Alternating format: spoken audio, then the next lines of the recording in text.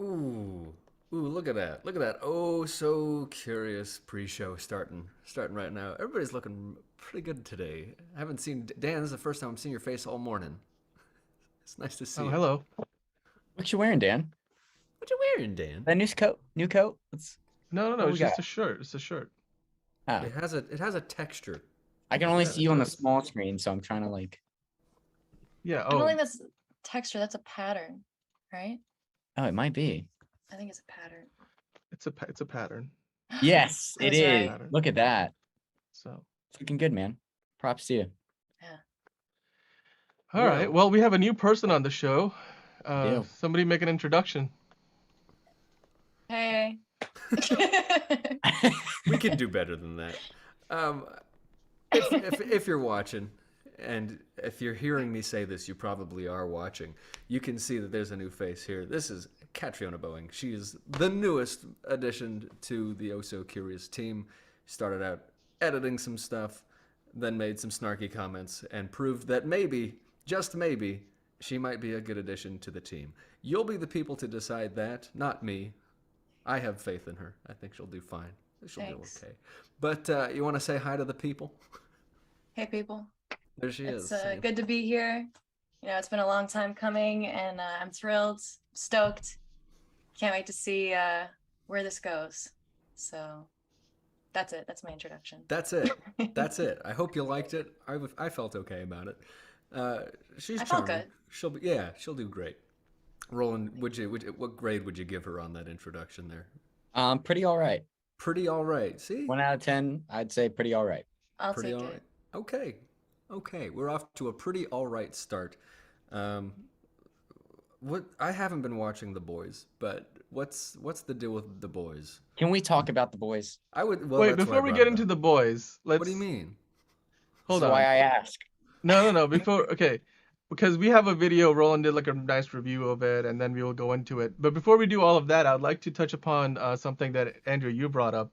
What about these things called NFTs? What's the deal with NFTs? What is the deal with NFTs? I mean, so I wanted to talk about this because I don't. Long story short, I don't believe in NFTs. Is it like Santa to you? What do you mean you don't believe? That's what I was just thinking. What do you mean I like mean, Santa? yeah. Wait. What do you mean? What do you mean like Santa? What? I know. I just, some people I've heard don't believe in him for this crazy rumor. We don't have to talk too much about it, but yeah, NFTs. There's not even a question there because NFTs are non-fungible tokens, Yes. and Right. Where are you Is that going all? with Is that all you Where are you going with this? researched? Yeah. It's a- And Santa Claus is not a non-fungible token. Is that no, the implication? Okay. no. So here's If you Santa break was down real. NFT, the first word is none, which is what it is. It's not real, guys. well, it isn't. Basically, non-fungible token is the idea that nobody can replicate it, and it is something that is mostly code in the metaverse or in a crypto wallet, and you own a piece of art or some kind of file that's the original file, and it has an identity that gives it value, and the value has been inflated by investors and people saying this is going to be the next big thing. But if you're having trouble understanding it right now, that's actually why I think it's kind of a scam, because I understand money. I understand crypto to a certain degree. If you have to pull me through all of this convoluted thinking just so I understand why I'm giving you $10,000, I'm a little skeptical. I have a question. Okay. Wait, maybe I'm just being dumb. I thought crypto and NFTs were the same thing. They basically are. That's the thing. It's like Okay. It's like, if to simplify it, NFT is like you're creating a crypto dollar bill that is a piece of art, and the value of that piece of art can change. Okay. Okay, so you can buy it, you can sell it, you can own it. You can never touch it because it exists in cyberspace, but it's like not it's not a real thing. And if you're wondering, like, well, what if I take a screenshot of this? Well, that's not the file. But the other issue I have with it is that all of these NFTs look the same. Have you seen them? It's like the Simeon, Fred Simeon or whatever. It's like the ape guy.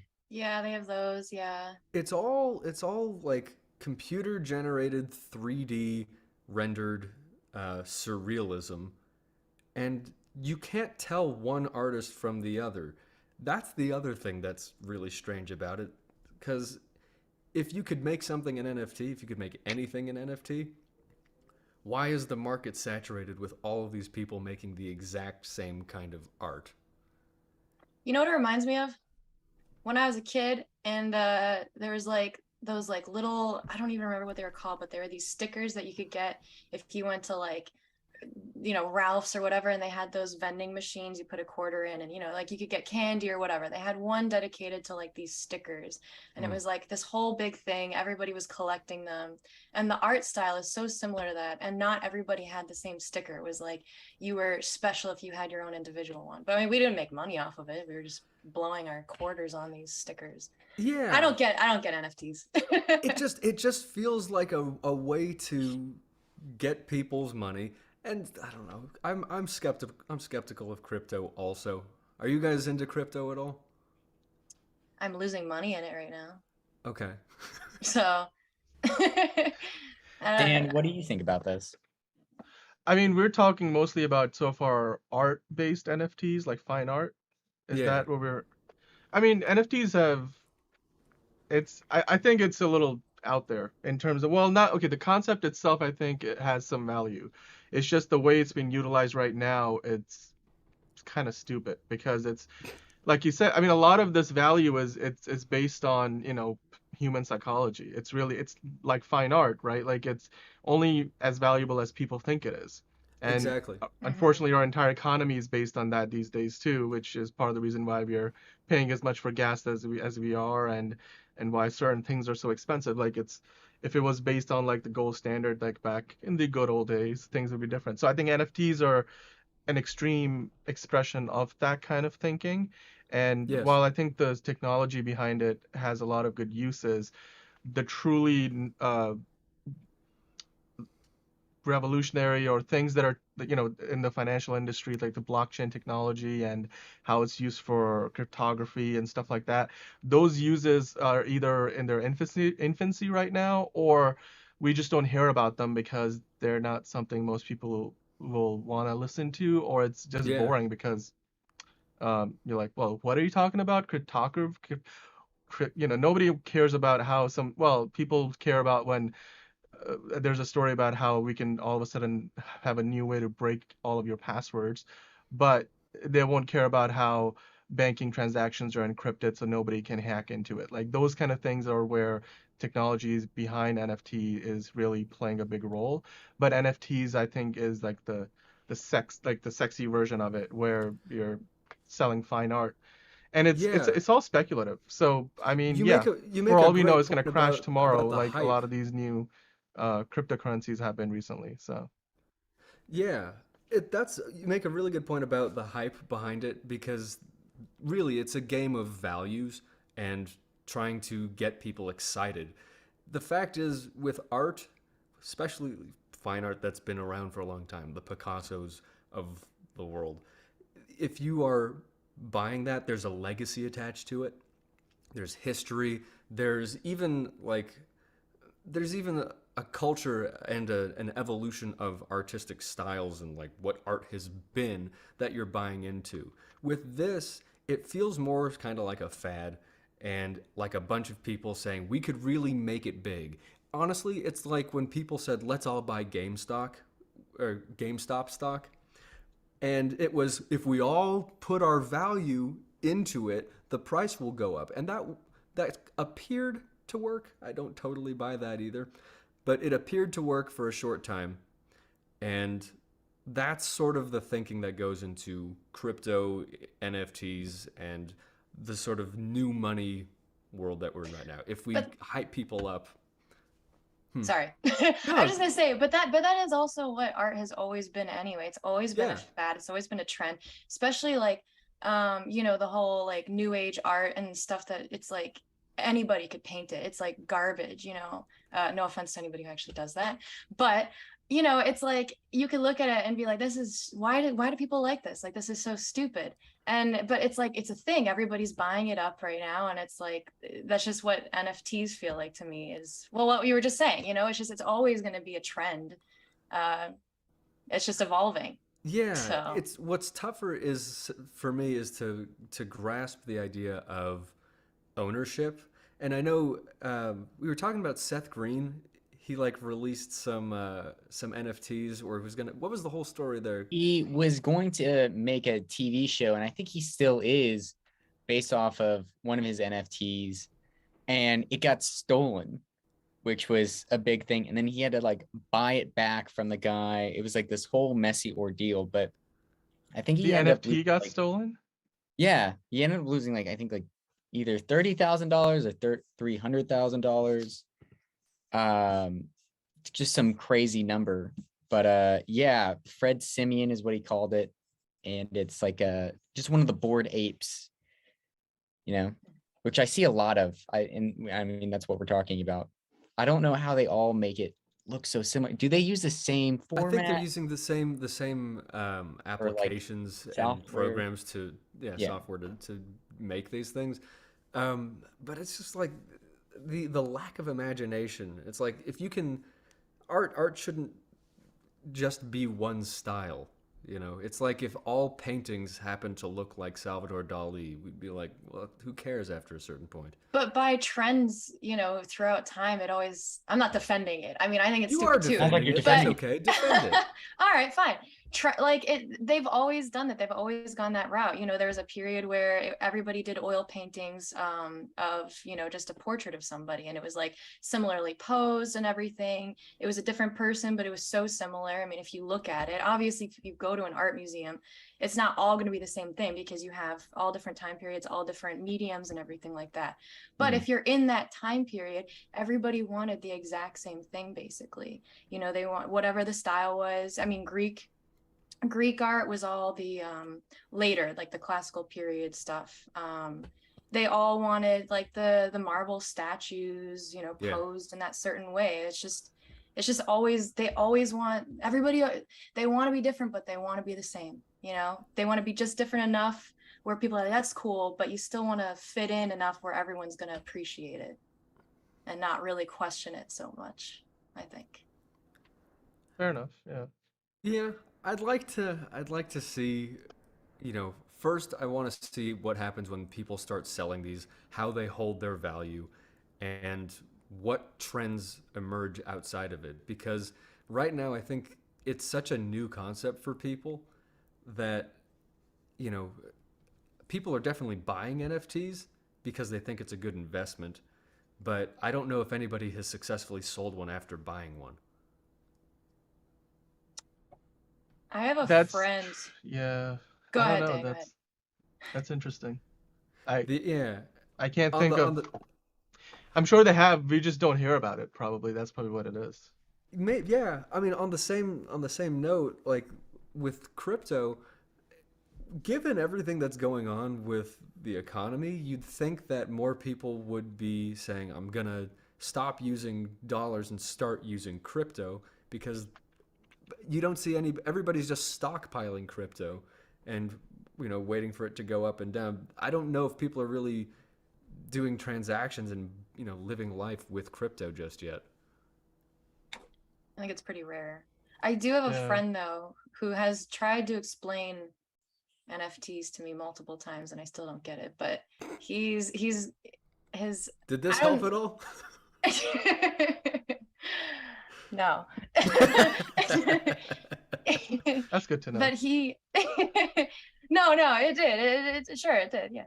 He Okay. but he like he has made quite a bit of a profit. Like he's made I don't remember how much money he's made off of it, but whatever numbers he was telling me, I was like, wow, that's impressive. I don't know why people would buy that, a picture of a monkey for that much money. Yeah, that they can't touch or feel or hang up in Yeah. their house. Yeah, I mean, you shouldn't touch a painting anyway, right? You're gonna get your fingers. Not directly, but maybe the frame. Maybe the frame. Yeah. Yeah. You can touch the frame of your phone screen. Yeah. Yeah, I don't know. I'd like to get out of my phone if I can. I'm trapped. Aren't we all? We are. Good point. I don't know. If you're watching this and you think we have no idea what we're talking about, let us know. We'd love to prove you wrong or right. Maybe. I already know I don't know what I'm talking about. So. Cool. Well, I don't. I need to be humbled by somebody who knows more about NFTs. So maybe I just don't get it. But let us know in the comments. Let us know if we're missing something, or try to sell us an NFT. I have lots and lots of money to give you, so let us know all about it. Did you, Daniel, look like you got some more to say there? No, I was actually just gonna try to change the subject, much like what you were trying to do. I was. They're great at segues. How'd I do? Yeah, I was just gonna bring up a few quick things that I saw this week. These didn't make it into our quick hits segment later, so I just wanted to bring it up. Although I don't know why they didn't make it in there. Question that I should be asking myself, because I do all that work. But Tom Cruise, there was a story out this week about Tom Cruise's salary for Top Gun Maverick. He apparently got paid like $12.5 million or something like that, just up front. But then he was able to negotiate a first dollar gross percentage, where he's gonna get paid 10% of first dollar gross from the movie, which really basically had means to be a good movie. So Paramount set a number. I think they're supposed. So once they have made $125 million on the movie in profit, then beyond that, 10% of whatever else they make goes to Tom Cruise.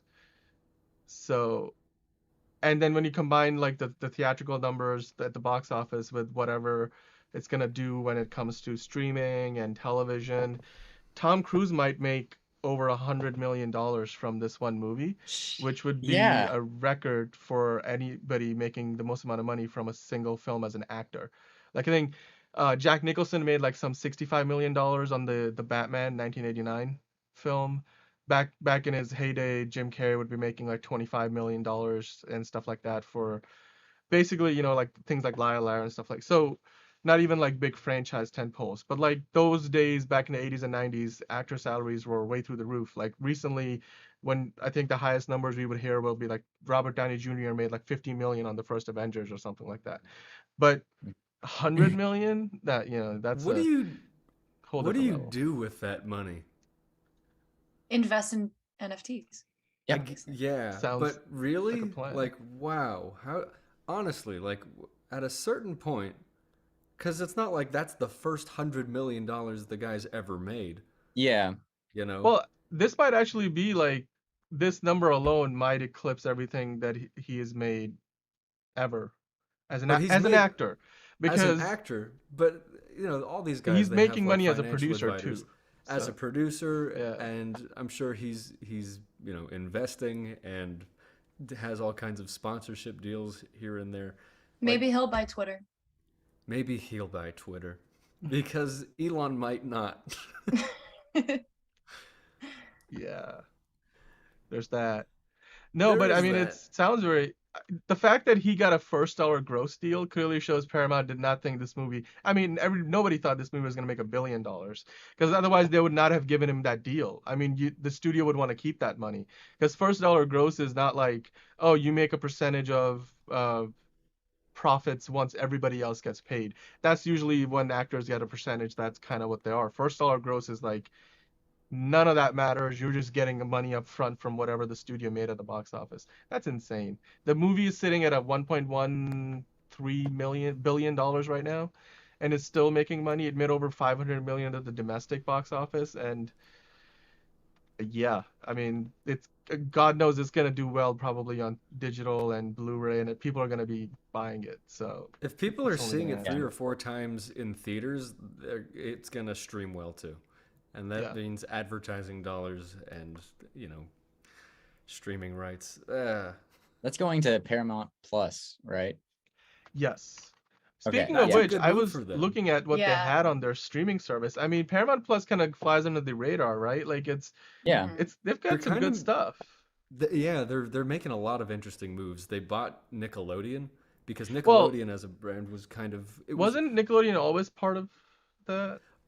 they got all the rights to every like all new Nickelodeon stuff is going on to Paramount Plus, and so they doubled down on um, like existing properties. They came out with two SpongeBob spin-offs that aired somewhere on Hulu, but you had to pay. But Yeah. the new Rugrats, like they're digging deep into the Nickelodeon archives Oh to get yeah, people okay. over to Paramount. And then they have Paws of Fury coming out with an all-star cast voicing animated characters. They're kind of taking a jab at Pixar and DreamWorks, and they've been this silent, what would you call that? I They don't know. They're sneaking they're up on the flying under the competition. radar, is what I'll say. Flying I under the mean, radar to keep yeah, with the they've Top Gun Yeah. metaphors. yeah, that's That was a good good. That's callback. good. Yeah. Yeah. Um, no, I mean, I think there's great if you're looking for a good value, especially like for example, if you are a fan of the Godfather movies, you've got those.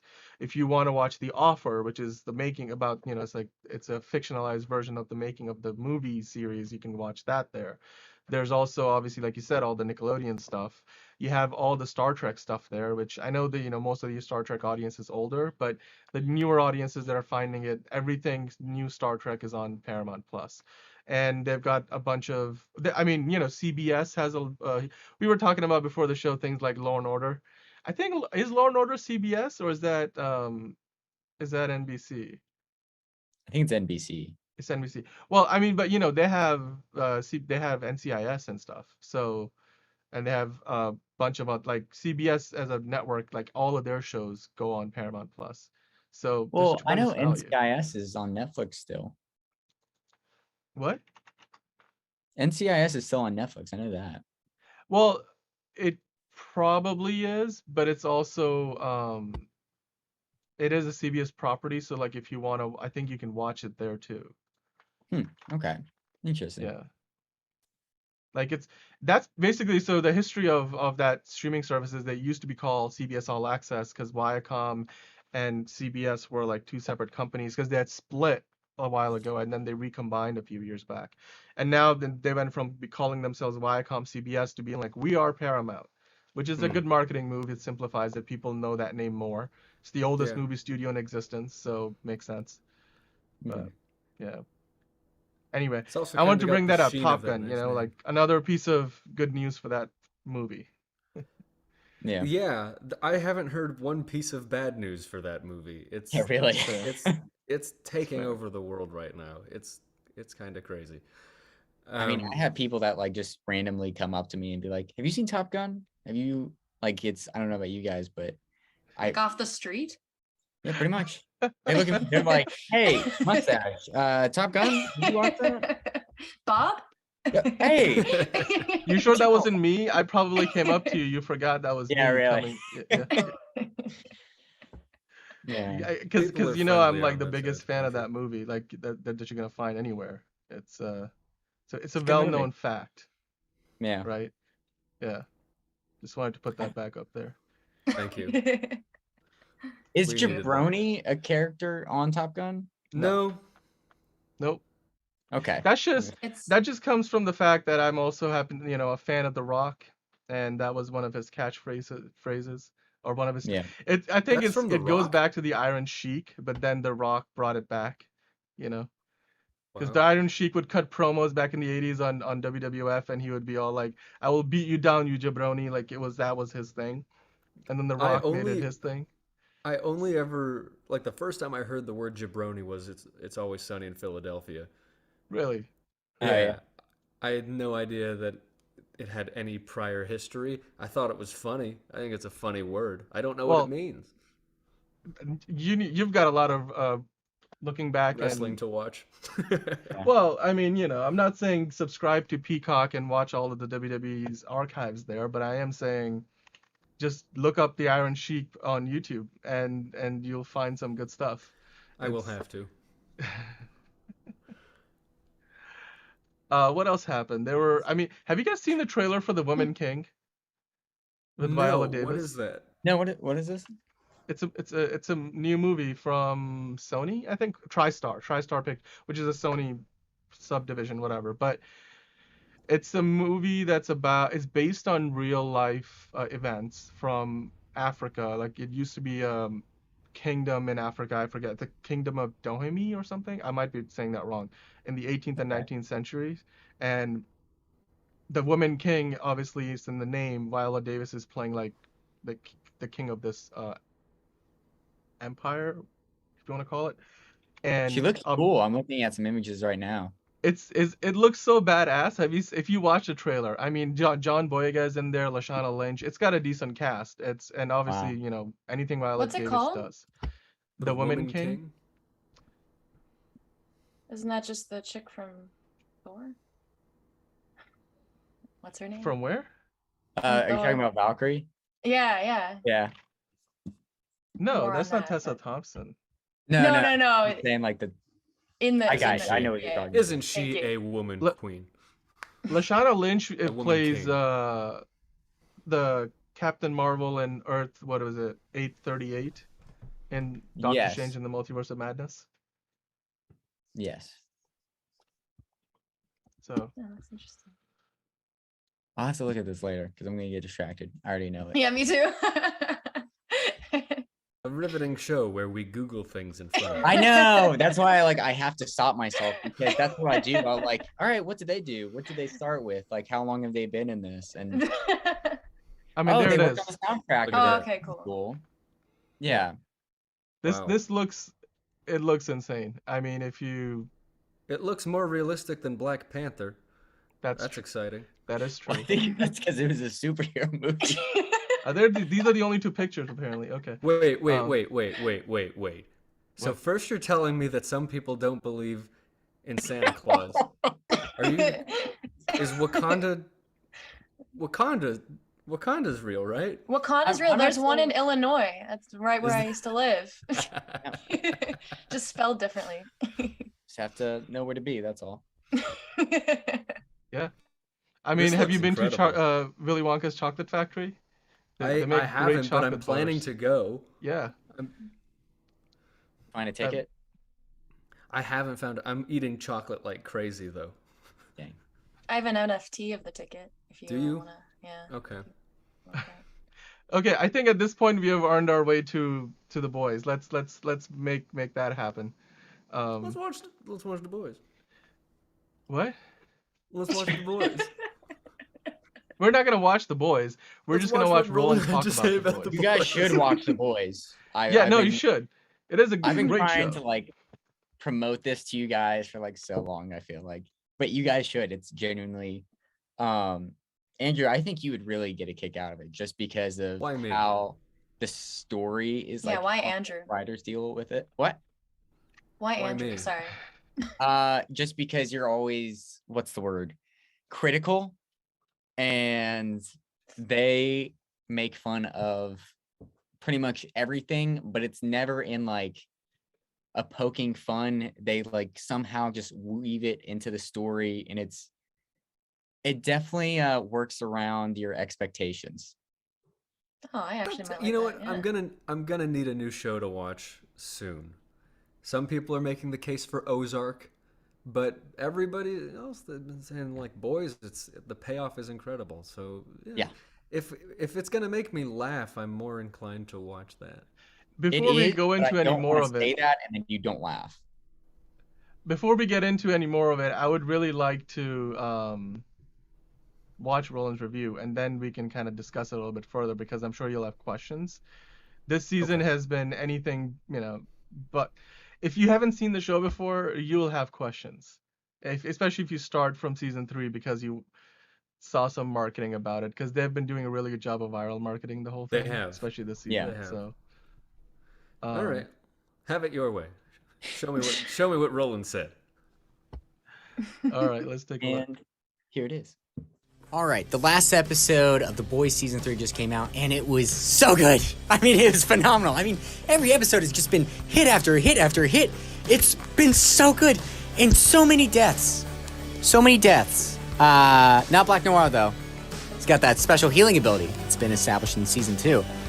But just so good. I mean, I can wait for Stranger Things to come out. I don't think I can wait a year for The Boys. Let's just jump into it. First of all, there's this recurring theme that we keep seeing in the show with the father-son struggles. And okay.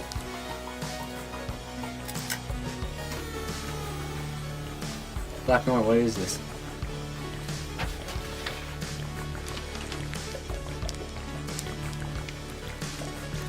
Well, that's gross. You can take those back. There you go. So father-son struggles, which I very much enjoy because I have daddy issues. And I mean, the big thing is the deal with Ryan and who's going to parent him. Is it going to be Butcher? Is it going to be Homelander? Who's he going to go with? And we thinking was like, obviously it's going to be Butcher. Butcher is a very gray character. Just because he's doing good things doesn't mean he's a good character. But Homelander comes in, and every interaction that he's had with Ryan is actually surprisingly sweet. It makes sense why he's going with Homelander. And it just goes to show the writing that the boys put into it. I mean, it's just so intense. And we just know that Ryan's going to go down this dark path. And speaking of dark path, Soldier Boy is terrifying. I mean, he's an absolute menace. You don't know what he's going to say. Like, how evil it's going to be, how terrifying it's going to be. You think he's going to be sweet and intimate. Then next thing you know, 180, this show keeps upping the ante. And there's no safety net, which I love so much. Thank you. All right. No nuts. Nice. Anyways, just to wrap this up, because I do want to make this video quick. Shout out to Maeve, Queen Maeve. She's like one of the few people that actually gets a happy ending. You know, she never really wanted the superhero life, and she found a way out of it to have her own little peace of mind. And I have tons more to say about this, but we'll talk more about it on the show. Hopefully you guys enjoyed it as much as I have, and thank you, Black Noir.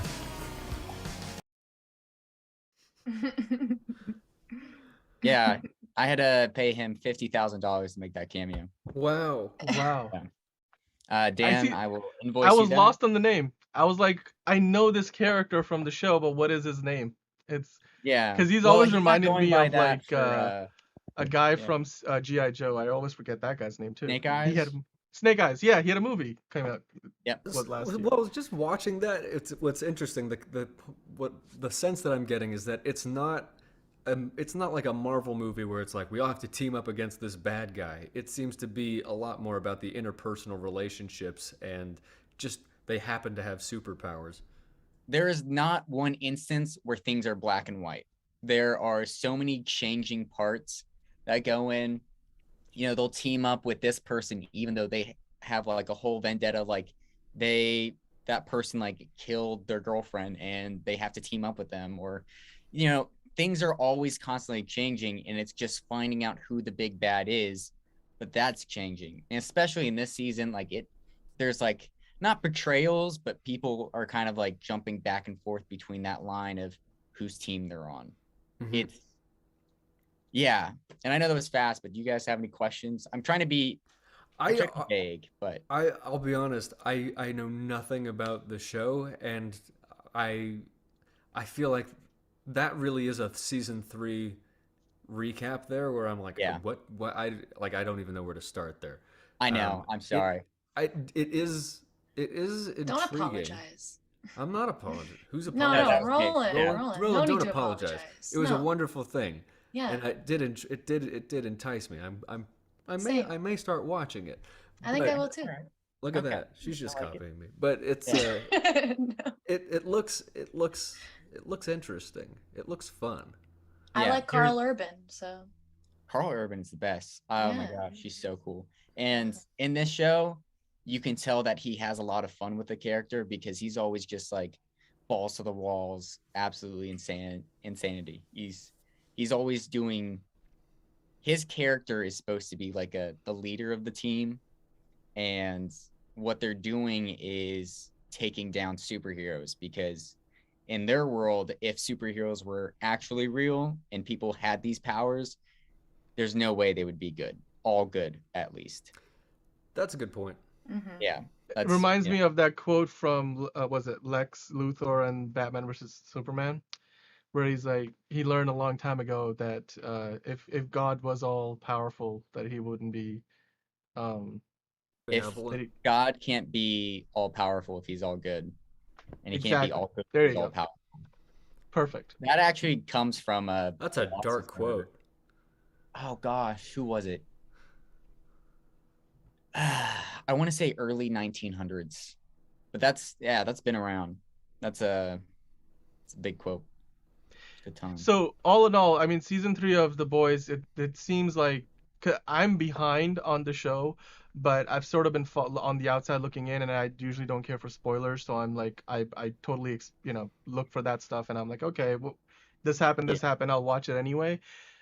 But my understanding is this is the best season of the show so far, and it seems like it's only going to get better from here. Like, what do you think is going to be going down in season 4, and where do these characters go? I am hesitant about season 4 just because what they did with my expectations of this season was just incredible. It truly was. Every episode was amazing. I think the average rating that they have this season was like a 9.7.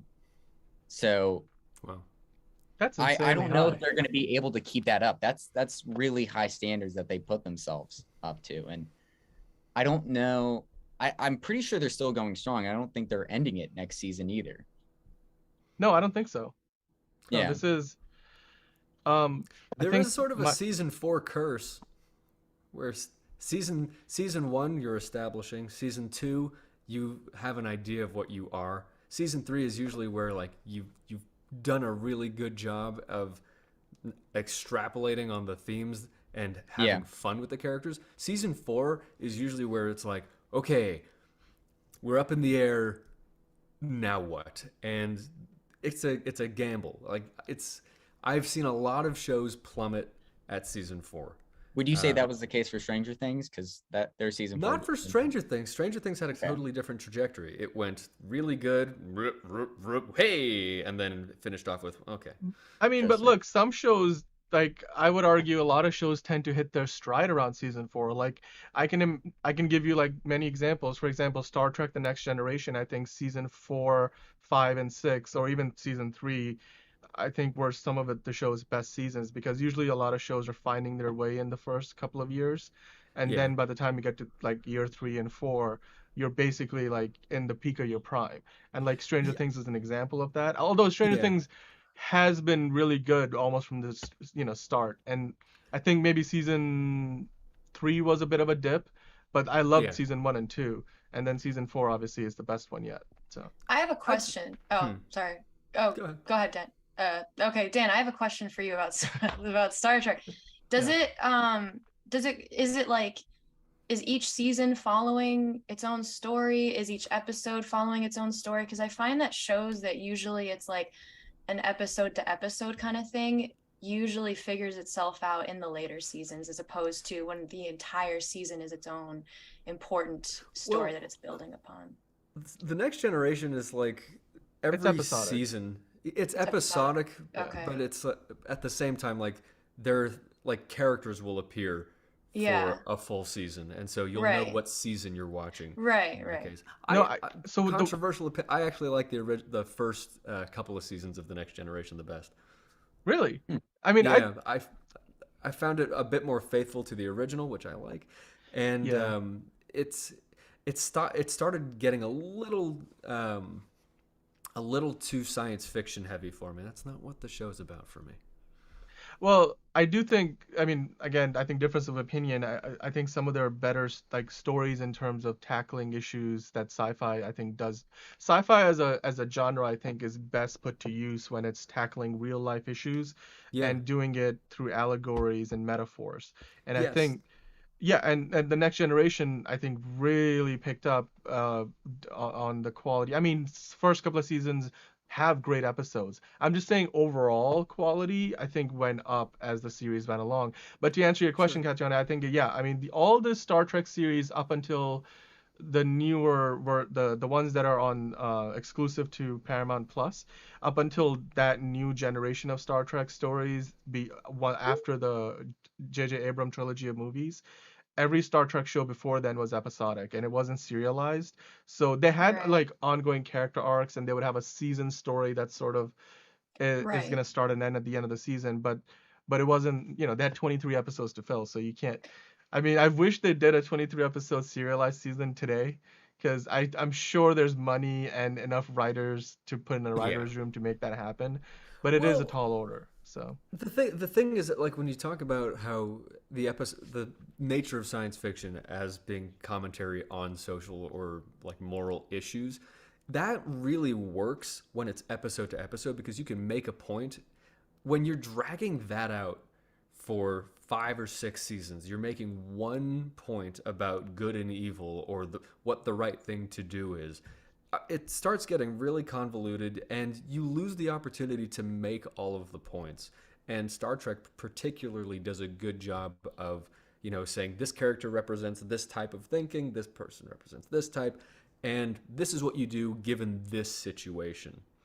And you're in for something new every single time, even though you're Mm-hmm. familiar with, Mm-hmm. the people. Do you guys yeah, think that though? Oh, go ahead. Sorry, no, Dan. go ahead. No, sorry, ask your question. I was just I, thinking out loud. I was just gonna say, do you guys feel that way though, like regarding episodic shows that it's a different situation each episode as opposed to like the entire season is? Do you feel like are there shows that you can think of examples where the later seasons would be better depending on what kind of show we're talking about? Does that make sense? I think it. I think the format itself could work with any genre of show. It all depends on how good the writing is and how good the characters are. Because TV, Mm, so there's a when you get do screenwriting, take screenwriting classes or go to film school, which I'm sure all of us at one point have touched upon any of some of those elements. You'll probably remember they'll teach you that if you have a story in mind that's very plot driven and is very location driven, that's for a movie. When you have a Hmm. story that has got fantastic characters, that's better for a TV show, because mm, people watch TV shows for the characters more so Hmm. than for locations and plot. As long as you Interesting. can love and follow the characters, you can see them, go through whatever plot they have to go through, whatever location and circumstances. So I think in that sense, when it comes to episodic versus serialized, it doesn't really matter which format you pick. Obviously, nowadays they're producing on a bigger budgets but with fewer episodes, so they can have a higher production quality overall.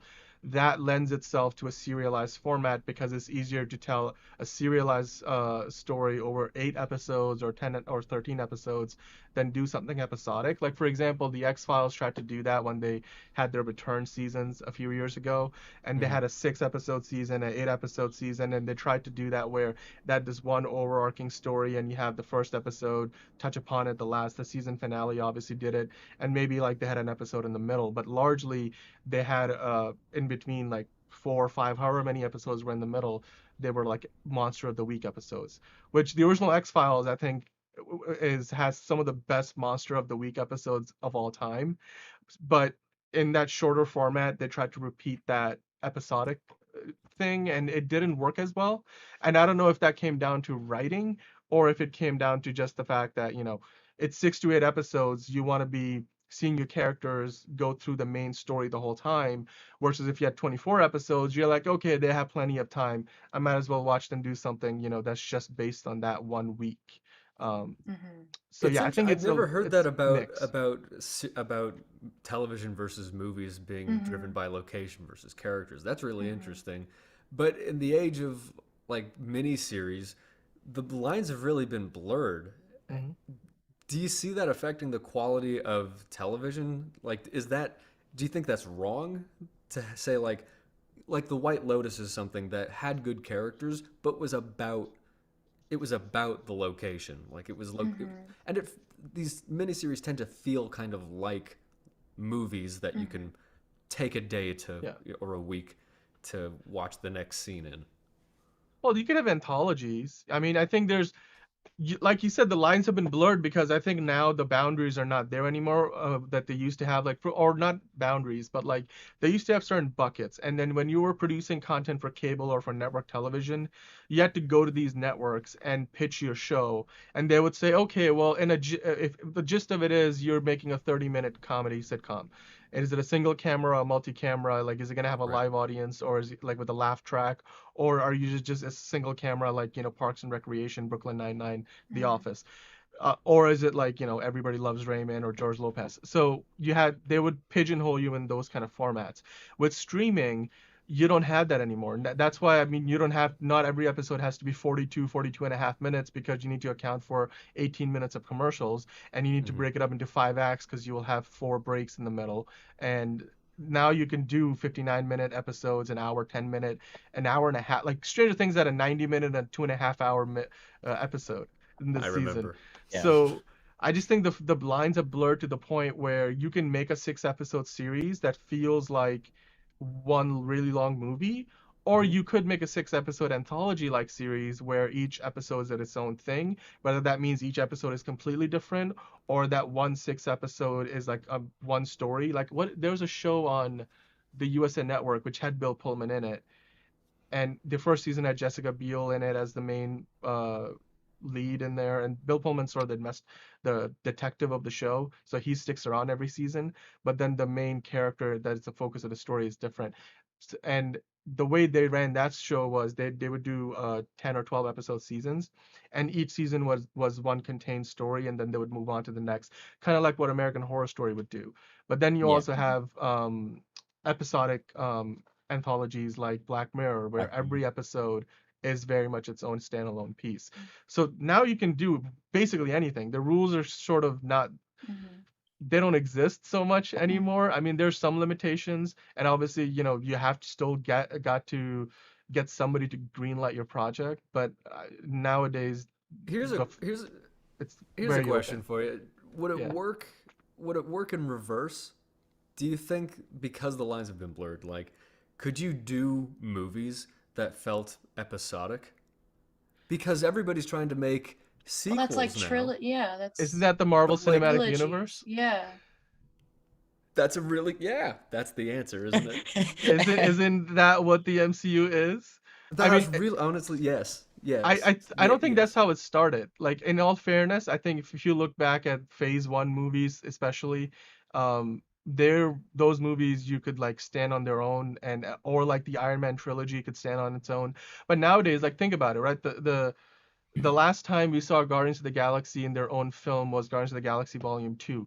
That took place before the 2 big Avengers movies, Infinity War, Endgame, and now they were also in the new Thor movie. So by the time you next catch up, if, for example, you decided to buy the theoretical box set of Guardians of the Galaxy trilogy, the 3rd movie would make no sense whatsoever if you did not go and watch the Avengers movie that came in between. And although they could do a big time jump anyway, and that would just be, an impressive way to follow up. I mean, but the point I'm trying to make is, like, regardless of whether it's intentional or not, the MCU has become basically like each movie is an episode of the MCU. That's right. Great. Yeah. Yes. Especially so there's when your episodes answer. I'm satisfied. That was great. No, but that's the thing. When you can sit and watch, hour and a half episodes of Stranger Things, you can watch. You can binge 15 Marvel movies in a week. Is there an option like on Disney Plus to watch them in order? Like a playlist? Think so. That would be helpful. Yeah, and by the way, there's like more like closer to 30 Marvel movies at this point. Wonderful.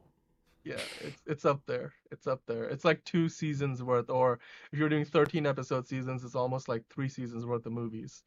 We were talking about Arrested Development earlier, and Justin Hurwitz, yes, he was talking about originally cutting up season 4 again so that it felt more like the original Oh, Three I don't seasons. know That why was- they didn't just do that I don't- originally. well, Yeah. they were breaking boundaries on Netflix. It was Can't do impressive. that if people already like what they like. But it would be interesting if like they recut all of the Marvel movies as like, and all of the shows, if you could cut them up into a miniseries, or just a series, and just like put together all of the things happening simultaneously. And I don't know. it would take 93 hours to watch everything. to watch everything. 93 hours. Wait, are Do you you talking have that Arrested kind of Development or the MCU?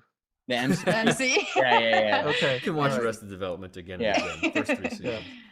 I mean, like, there's franchises that have so much, like, yeah, the MCU is a franchise that has, actually, that's probably not even the highest number. If you look at, like, Star Trek, or if you look at, not Yeah. Star Wars, because Star Wars, still there's not that many movies and only a few TV shows.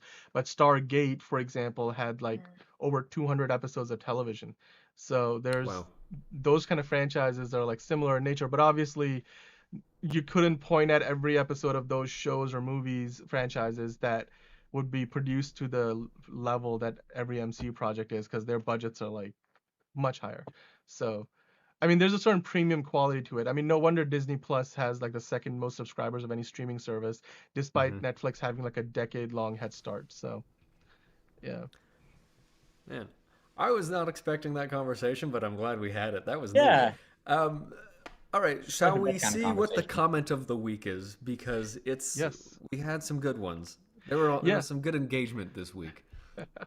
Actually, this week I sort of went with a throwback. We used these comments of the week a week ago, but then Roland wasn't here, so I'm bringing them back because these are, well, let's say they're connected to Roland. In What? manner Oh, of good. speaking. Andrew, you wanna give these a shot? I'd be happy to, sure. All right then. Comment of the week: Sherry Doer. Is that how you pronounce it? Oh, that's my grandmother. Aw. It's pronounced Door. Door. Yeah, Sherry that's Door. that's my other last name. Wonderful. Yeah. Sherry Door said, "Awesome job! 3 exclamation points. Really well done explaining the movie with the highs and lows." Yeah. Is that what she sounds like? Is that an accurate? Yeah, pretty much. Yeah, Pretty much. pretty much on the nose. Yeah. She seems like a cool lady. She Thanks for watching, Sherry. She's cool. She's very cool. That's so yeah. Yeah, she was complimenting. It was very nice. She was like, I would never watch the movie ever. In fact, I would go out of my way not to watch it. But good job on the video. I was like, thank you. It was very nice of you to say. You that. did do a good job in that Aw, video. yeah. I Thank think you. That was so we've- nice that you guys put that on there. I appreciate it. We've had some family comment in weeks past. Yeah. And, thank you. Of course, that's thank not you the to only family one. watching. No, it's Yeah. not. Oh, there's another comment of the week. Oh, I thought there was another family member. Yeah, no, there's Look. another comment of the week. Let's have a look. Okay. Yeah. Oh. Shall I? Okay. From Chris and Charlie. Longtime listeners, first-time callers took your advice on getting a prairie dog. Worked out so well. We bring him up in conversations. Immediate hires on the spot. Our lives as underpaid, overworked set PAs have been changed forever. Might even qualify for insurance soon. FML. Anyways, redacted. Rollin'. You're not just a guy in a beanie with a green screen behind him. You're a life-changing guru. We love you, Tolan. Keep my up the great work.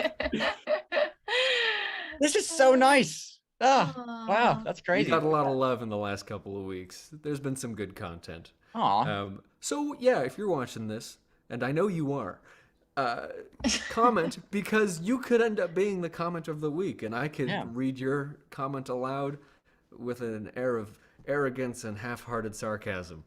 Wouldn't you like that? Wouldn't you love that? I would love it.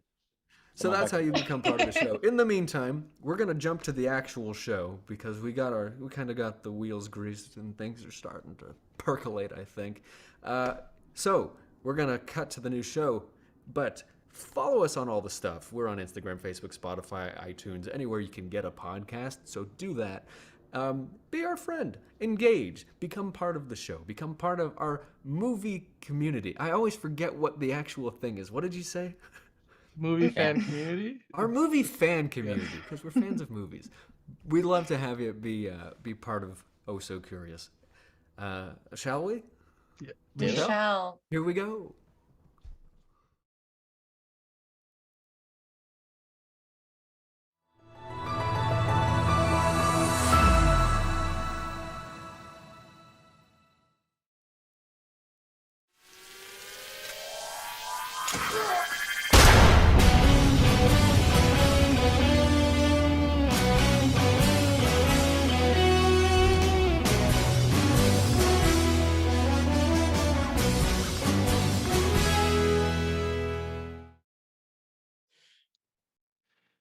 This is another episode of Oh So Curious. Today we are four curious minds talking about all the things movies. I think at one point I read that we were the existential movie podcast, and you know what? I'm fine with that. That works for me. I'm Andrew, and today with me is Roland, Mr. Dan, and our new friend, Catriona. How you guys doing today? Are you excited to do a show? Oh, I'm so hyped. So ready. Okie dokie. Well, on the hype train, should we go right into what we're doing today? Let's, can we see the rundown? Yeah, let's do it. Oh, is that Catriona, me? take it okay. away. Don't mess it up. Okay, pressure's on. The rundown, quick hits, weekly movie news. Wow, it's a tiny screen. I'm so sorry. Movie Wait, try to release. pin the Zoom. Try to see if you can pin it.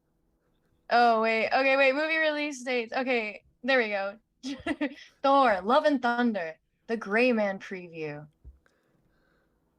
Is that it? Oh, it's James Caan tribute.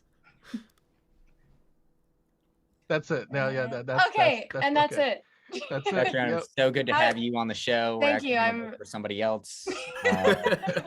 That's great. That's totally fine. I'm fine with that. Thank you for jumping right into that. Thank you. You know It's, what? I'll try again next time. I'll see how you guys do, and then I'll think about it. This Yeah, is gonna be stressful, so it's all good. yeah. No, it's tough for anybody, and you had no idea what you were getting into there. Yeah. But you did it, and Thanks. that is true. That is what's happening on our show. So, on that note, let's go to that first thing. Well, no, And we got to before we remind do, our please do follow us on Twitter as long as it's around. Who knows? We'll see. Instagram, Facebook, YouTube. Subscribe, be our friend. Join us every week as we talk about movies and other stuff. And now, what are we doing? I think Yeah, I didn't really make. I quick think me hits, reading quick- it kind of. And you now just did some the quick rundown. hits. Yeah. Yeah. I think Okay. Mags did it this week. Yes, definitely. That was. Yep. Yep. Are we Let's good hear to go? from Mags. Okay. I guess. All right. Just make sure you follow us, guys, for more of this chaotic content. You know. We're so well put together today. Today? amazing. It's good. I think it's so my fault. I'm crazy. sorry, guys. No, you're good. I blame the microwave coffee. That's what it is. Yep. Okay. I did it. All right. Quick hits. All right, time for some quick hits. Here's what went down this week. First up, Minions: The Rise of Gru crashed the 4th of July box office to the tune of a record-breaking $125 million this week. So, gentle minions or not, it looks like the film is a hit with audiences. Make sure to check out Andrew's voice actor react video on the film, where he breaks down the excellent voice acting talents featured in the movie. We link it down below also. Next, 20th Century Studios dropped the trailer for the year's most star-studded film, Amsterdam. That's a cool name. We haven't had Amsterdam yet, I don't think. But yeah, it's directed by David O. Russell. It features Christian Bale, Margot Robbie, John David Washington, Chris Rock, Anna Taylor-Joy, Zoe Saldana, Mike Myers, Michael Shannon, Taylor Swift, Rami Malek, and Robert De Niro. Wow. I mean, the script says wow, but it's a truly wow moment. Yeah, that's very, very packed. Here's the premise. 3 friends, a doctor, a nurse, and an attorney became the prime suspects in a murder in the 1930s. That really sounds interesting. What do you think? yeah, let us know in the comments down below. Next, we found out that the title of the upcoming Disney Plus series based within the National Treasure franchise will be called National Treasure: Edge of History. Sounds a bit basic, and yeah. Moving on. The Duffer Brothers made news this week when talking about the sensation that is Stranger Things. Have you seen the final installments? Really good. But yeah, they're saying that while Netflix has multiple spin-offs in the works, they'll most likely not to be a part of them. After working on a series for over a decade, the Duffer Brothers would like to give someone else a chance to bring fresh new ideas to the franchise. What do you think? Would you watch Stranger Things if it wasn't directed or written by them? Sure, why not? Let's give it a go. But yeah, again, let us know. What do you think? Some MCU news now. Yay! While Thor: Love and Thunder might not have the best Rotten Tomatoes score, shocking, it is currently on a pace for $150 million plus opening weekend box office, with the global number looking closer to the $300 million. Wow. Yeah, have you seen the classic Thor adventure yet? We will be reviewing it today, I think, this weekend's show. Next, in other MCU news, Captain America 4, starring Anthony Mackie in the title role, now has a director. Yay. Nigerian-American filmmaker Julius Onah, best known for 2018's The Cloverfield Paradox, great film, will direct the fourth installment of the Captain America franchise for Marvel Studios. Yay. On a more somber note, veteran actor James Caan passed away this week at the age of 82. Best known for his works in a classic like The Godfather, Misery, and Elf. His family announced that the Oscar-nominated Oscar is passing on the 6th of July. Our thoughts go to his family in this difficult time. More trailer news now. Sony Pictures released the first trailer for The Woman King this week, starring Viola Davis, John Boyega, and Lashana Lynch. The historical epic is inspired by true events that happened in the Kingdom of Dahomey, one of the most powerful states of Africa in the 18th and 19th centuries. And lastly, Amazon's new Lord of the Rings series, The Rings of Power, yay, got a new teaser trailer. Really? I have not seen that yet. I must see that ASAP. Giving us another look at the world and characters of the show without giving too much away about the story.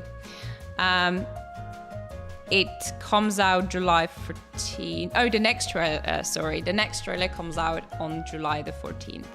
Are you excited for the show? We'll be reviewing that one for sure. So yeah, let us know. What do you think? What should we expect? Is it going to be a good one or a car crash? Because yeah, there's some really mixed feelings about that one out there. But yeah, that's it. Them's are the quick hits. But before I leave you, remember to join us for live episodes of Oh So Curious every Sunday at 1 p.m. Eastern Time. We talk movies, TV, streaming, music, existential philosophies of life, and everything else that probably shouldn't be part of the show. But yeah, join us in the fun, and yeah, we look forward to having you being part of our movie, film, everything community. Bye. Time for sports with Dan and Brian. After being asked not to attend the pre-tournament festivities at the upcoming British Open due to his ties to Live Golf, CEO Greg Norman called the snub petty. Oh boy. USC and UCLA abandoned the Pac-12 to join the Big Ten. Could this possibly be over money and greed, or ruining old rivalries? I think we all know it's about money. That cool TV money. The Browns traded Baker Mayfield to the Panthers for a 2024 conditional NFL draft pick, and they're expected to pay $10.5 million of Mayfield's remaining salary. It's time to have a tag sale.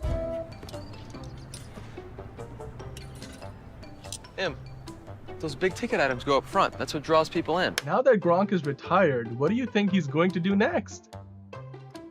I don't know. Let's hear what Gronk has to say.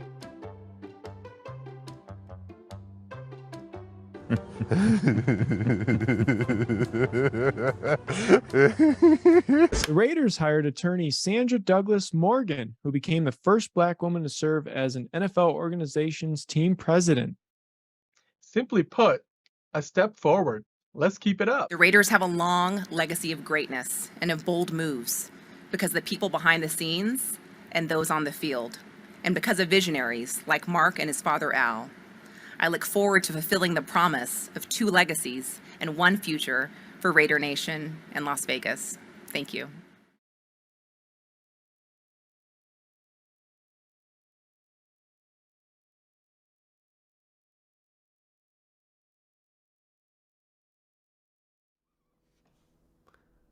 So here's the deal. We're looking at this next week, and there's a lot of people taking risks on movies coming out this week. It's the dead of summer. A lot of people are taking vacations, and we were a little curious as to why certain movies, like the Marvel movies, would choose last week, why these bigger risks, and like Reese Witherspoon's movie, what is it called? My gosh. Where the Crawdads Sing. Where the Crawdads Sing.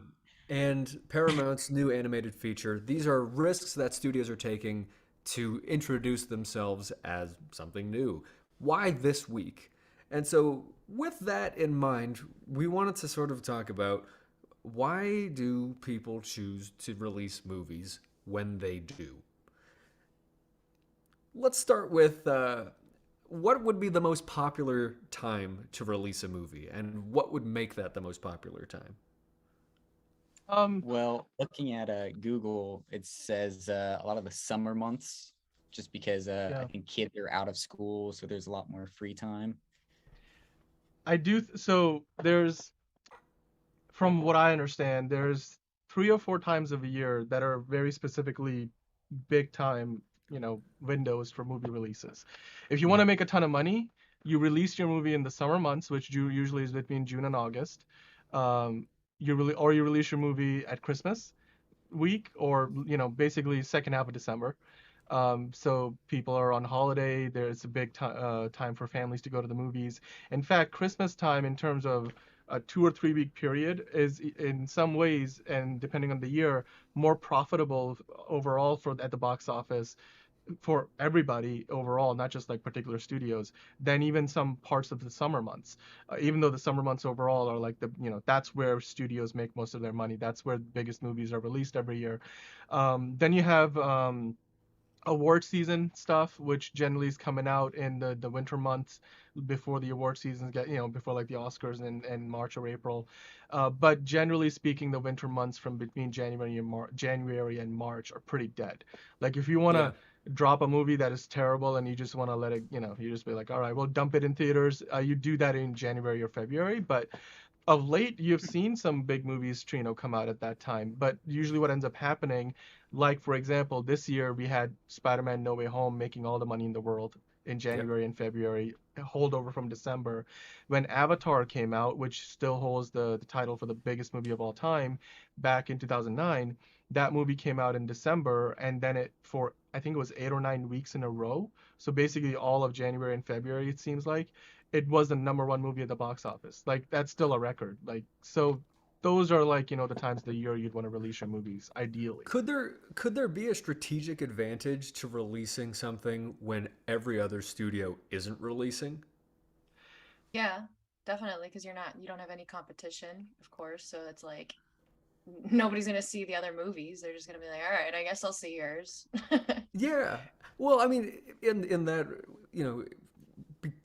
in that vein, we're seeing this week not huge releases in the theaters, but Netflix is taking advantage of this weekend to release their highest budget movie ever, The Gray Man. Yeah. Mm-hmm. Do you think that there is some trade-off there? Do you think people are going to stay home and watch The Gray Man? as opposed to going into the theaters to take a risk on Reese Witherspoon's directing or Paramount's animation. By the way, I do have to say, Reese Witherspoon directed the movie, but Daisy Edgar Jones is in the film, and I think she's a fantastic actress. But I see your point. Like, is none of those movies, was it where the Paws of Fury is one of them? You know, it's Where so the bad. crawdads sing. Where I'm from, crawdads is like our animal, so I don't know why I forgot it earlier. But it was a pretty big book. That's what she's adapting it from. So, Right. I mean, it's got its own little audience. So Yeah. I wouldn't be surprised if that catches some numbers. Well, I guess what's you- interesting is that we have, Okay. we've had a lot of franchises lately. These are movies that have nothing, they have no precedent. So we don't know what her style is going to be like. There's no existing, I mean, there's the book if people have read it, but if you haven't read it, I haven't read it. We don't really know what we're in for there.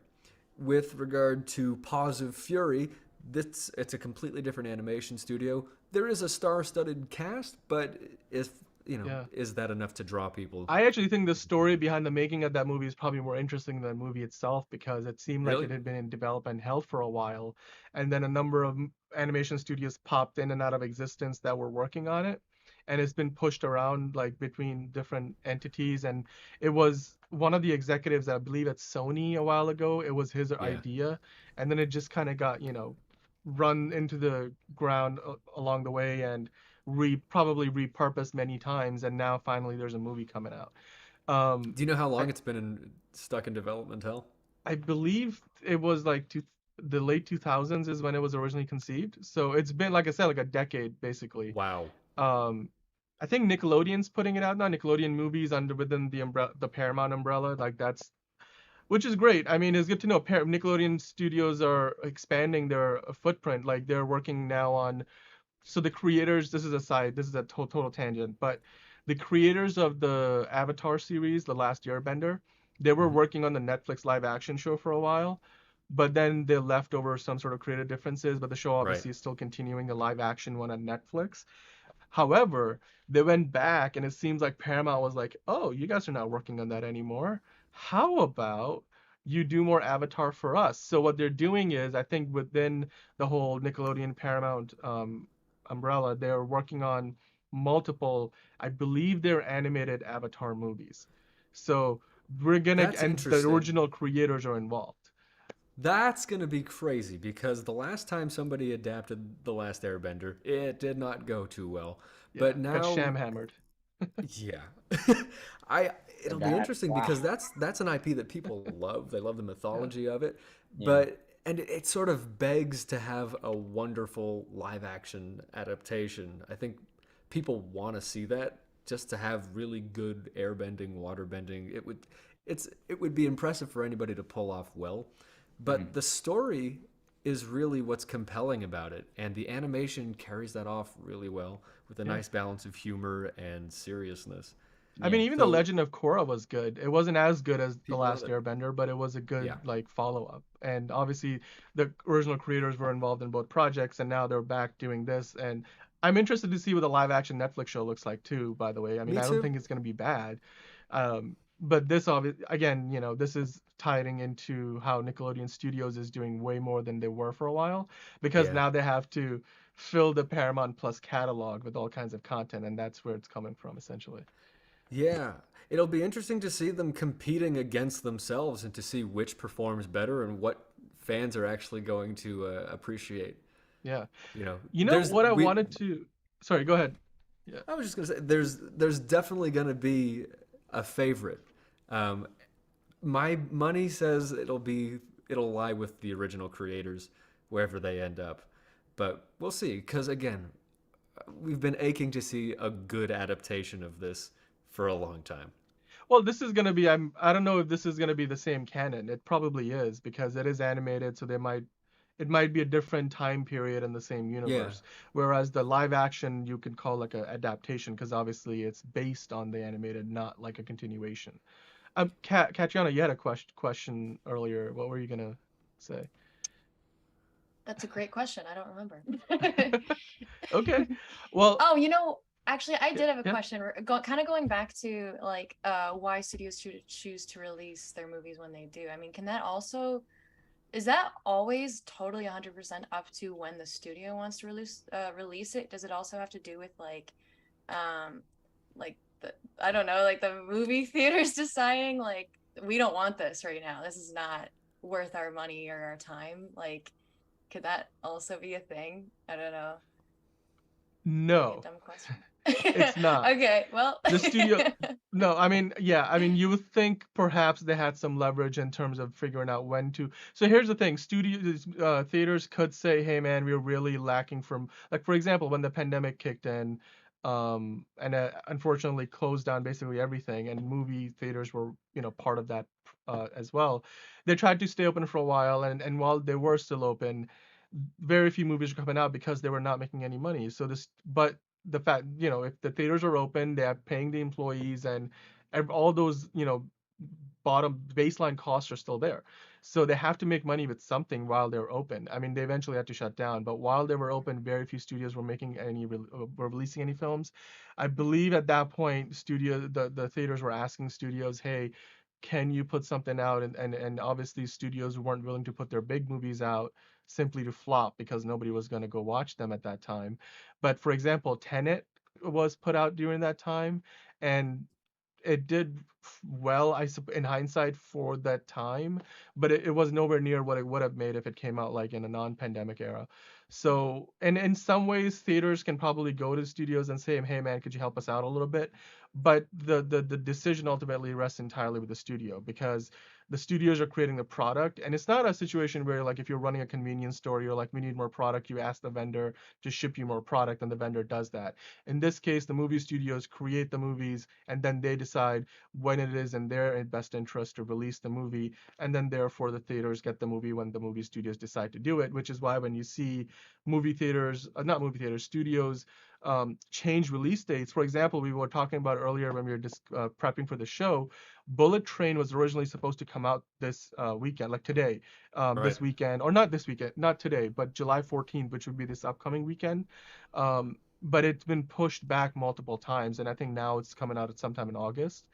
That decision was motivated for a few reasons, like, one of the reasons being VFX pipelines across all the different VFX houses are backed up because there was no work for a while, and now every movie needs VFX work done because everything is back in production. And then also because of they didn't want to clash with other big movies, and pandemic was still a big problem earlier in the year. The movie was supposed to originally come out in April, I think, and they probably weren't very confident in how much money it was going to make. But all of those factors were decided by the movie studio, not the theater. So yeah, the long answer to that is basically, or the short of it is, the movie studios make that decision. It's really not up to the theaters to do that, any of that. Well, I so figured oh, go ahead.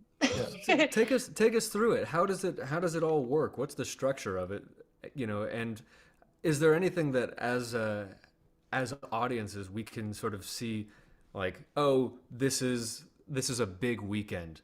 Is there a way for us to get involved and say, I'm going to vote with my dollar and make this the more powerful movie? How do we get involved with the success of a movie?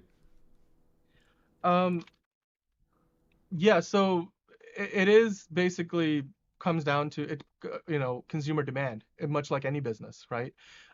Your business is there in essence to solve a problem and therefore serve a customer. And the customers in this case are the movie fans who go to watch movies. And basically the way things work out, we talked about summer is a big time, Christmas time is a big time for movie releases. Those are big times because people are off from school and they can go in more regularly to the movie theater more often. Movies tend to make more money not just on the weekends, but they also make a lot more money during the weekdays. Like, for example, Top Gun came out, like, at this point it's been over a month, but Top Gun wasn't just raking it in every weekend box office, but it was also doing fantastic numbers on Mondays and Tuesdays and Wednesdays. Like, those days of the week, you're like, people must be working or they're off to school, they're not going to the theaters. But in summertime, I mean, yeah, people are probably still working, but they're more likely to go to theaters with their families, and especially with school-going kids and any family that has kids who still go to college, elementary, any K to 12, whatever school, they are more likely to go to a movie on a weekday night in the summertime because they're off from school versus, when school's still in session. Sure. So, okay, so going back to The Gray Man, though, because that's a Netflix release, right? So we were talking about, like, why would they choose to release that now? And then we were also saying people are going on vacation and stuff, right? This could be, like, a silly reasoning behind it, but, like, you ever go on vacation with your laptop and then decide to watch something in the hotel, Like, I feel like I'd be more likely to do that than go to a movie when I'm on vacation. Oh, So, for like, sure. Interesting. Yeah. So, I mean, that could be something that ties into it as well, maybe. Just a thought. Yeah. Yeah. No, that's part of it. I mean, I think the biggest reason why that movie's coming out this weekend or this upcoming weekend, a few days from now, is like you talked about. I think there's no competition. That's why. Yeah. Well, Yeah. So- Catch you what's on interesting Instagram. also is that people don't buy tickets to go see The Gray Man. And, people are already paying for Netflix. So the metric is really strange here. Is it just we want people to watch Netflix more this week? And, they're not, yes, they're releasing it and we'll get more attention potentially, but they're not making more money by releasing it and having more people watch Netflix this week because their model is subscription based. Right. That's true. But isn't their whole thing is, like, don't they try to release things in a strategic way to get people, like, more subscribers at a certain point? I would imagine. Like If I had to guess, Yeah. if I had to guess, I'd say they were releasing this ultra high budget movie on a week where people who may have canceled their Netflix subscriptions would be convinced by somebody who watched it saying, no, I saw it, it's great, buy Netflix again. No, Yeah. I mean, you're right. Yeah, that's actually an excellent point because guess what just ended on Netflix? Well, Stranger Things. So they're looking for a reason to keep. I mean, not that most people were like, "Oh, Stranger Things done. I don't need Netflix anymore." I mean, they have nothing else interesting to watch. Clearly, they do, but for the viewers who are most likely to cancel their subscription, this would be a reason to stick around. And you're right. I mean, on all points, they're more likely to watch it if they're on vacation on an iPad versus like sitting at home and watching on their TV screen. If they're traveling, you can watch it. It also helps that there's no big like Thor came out this weekend, and next week Thor will still be probably the top movie at the box office. But if you've already seen Thor and you don't want to go to the theaters that weekend because nothing else seems to interest you, The Gray Man is on Netflix. I mean, there's no other competition of that level. So I think the lack of competition is a big part of that. Interesting. Is there more to it that you wanted to show us? I actually, I was, instead of talking about what's necessarily coming out now, I wanted to go to, by the way, just a quick note on the Gray Man. It's technically on streaming release. It's coming out on July 22nd on Netflix, which is 2 weeks from now, more or less. But it's coming out in a limited theatrical run next weekend. That's also Oh. interesting because, as we've said before, that qualifies them for any Oscar run if they want to do it. But it also brings in some theater revenue, which we don't normally see for Netflix. Yeah. So Yeah. I don't they're know definitely how many days it's gonna be around for. I mean, actually, it looks like it's gonna be there for maybe a good week. Maybe they'll put it in the theaters for just a week until it's on streaming. But I'm seeing limited times. It's not on every theater. I'm only seeing it at like 2 of the bigger theaters near me. Actually, the closest theater that I usually go to, the AMC, is not gonna have it. I would have to drive all the way to Buckland Hills, which is like a 40-minute drive, to go to Cinemark to watch it, and they only have 3 times. So it is a limited release, and it looks like that's one way they're gonna make some of that $200+ million that they spend on this movie, obviously. right. Do you think that they would end up, if it does well in the theaters, do you think they'd end up extending it a bit? Because I could see it being successful. Or do you think that they would want to pull it out even if it has success? Because, again, going back to, if you want to watch it, subscribe to Netflix again. I think the latter, because it wouldn't make sense. I mean, yeah, you could go to the theaters because you're paying for it still, and Netflix is still making some of that money, but they're more likely to want to make it a streaming exclusive once it's out on Netflix. that makes more sense from a It Netflix kind of makes you standpoint. wonder. It kind of makes you wonder what Netflix's bare minimum, requirements are for operating, because it's like the price of a movie ticket for 1 month of Netflix, and it's like an all-you-can-eat buffet for a month if you pay that premium. Some people would say, maybe I only watch a couple movies a month anyway, or maybe I only go to the theater once every couple of months. Not everybody sees a movie every week or every month. So they can save money by just enjoying a theater. But I feel like in order to keep people engaged with Netflix, you have to have quality content there constantly. That's And part of so their problem. They've created a little bit of a trap for themselves, where it's like, okay, that's why they made the Stranger Things episodes as long as they did, because maybe people will pause here and we can get them into the next month. Yeah, I mean, That's it's a good idea. Why they did it. Actually, that's genius. That's the other thing. Dragging on so long. And that's part of like a lot of if you watch Apple TV Plus shows like Ted Lasso or For All Mankind or The Morning Show, or if you watch Amazon Prime shows or Hulu, Disney Plus, notorious obviously at this point for releasing show episodes weekly. Notorious is probably the wrong word to use, but like they're all known for releasing weekly episodes. Amazon dumps a few shows all at once, like Netflix does for everything. But it seems like the model that tends to work better from a financial standpoint is when you're releasing weekly. And if you have 6, 8, 10, 13 episodes, people are going to stick around for that long. You literally have to pay to watch for 2 months if you're going to watch just 8 episodes at that point, As soon as you get into 13 episodes, now that's officially spanning 3 months of a subscription. And so, it would be more profitable to do something like that. Yeah, absolutely.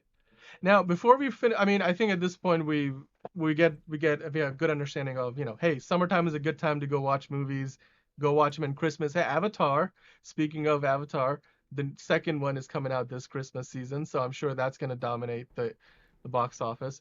But before we finish up, I did want to quickly take a look back at historically, because this we've basically made the point that this upcoming weekend that we're discussing, specifically the July 14th and 15th weekend, it's not going to have anything big coming out. You have Where the Crawdads Sing, Paws of Fury, Marcel the Shell with Shoes On is going wide, but none of those movies are going to probably come anywhere close to maybe beating Thor at the box office. And of course you have The Gray Man in limited release.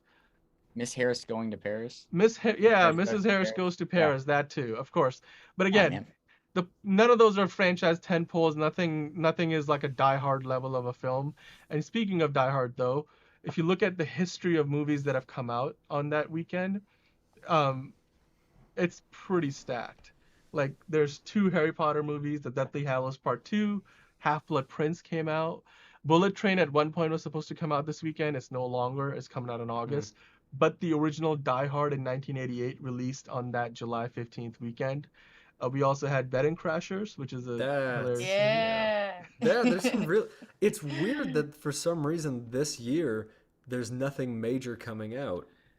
Yeah. I mean, that could also have to do with still kind of getting out of the whole pandemic situation too, right? It could be, but we've had some big ones this year. I would argue it's because Thor Love and Thunder came out last weekend and they didn't want to interfere with that, because Dan, you've said something about that a couple times. Actually, Roland, you looked this up when we were talking about it in our pre-show meeting earlier in the week, like we were preparing for this, and you did some research and you were like, one of the box office analysts said that basically one of the reasons why there's no big movie coming out next weekend is because something as huge as Thor Love and Thunder dropped the week before. So there's no point in going out and trying to compete with that, because that movie, I think Thor Love and Thunder is set to make somewhere in the neighborhood of $150 million domestically on its opening weekend, like right now. And then so next week, even if it drops off 50-60%, it's still going to make $60-70-80 million. So it's hard to put something out there that's going to compete with it. And really, I mean, Roland, you brought that up. Do you have anything else to add to that, like in terms of reasons? Ghostbusters 2016 one came out. That was a movie. That was a movie. Let's just call it that. Charlie and the Chocolate Factory. I think that's an underrated film. I don't know why people don't like it as much.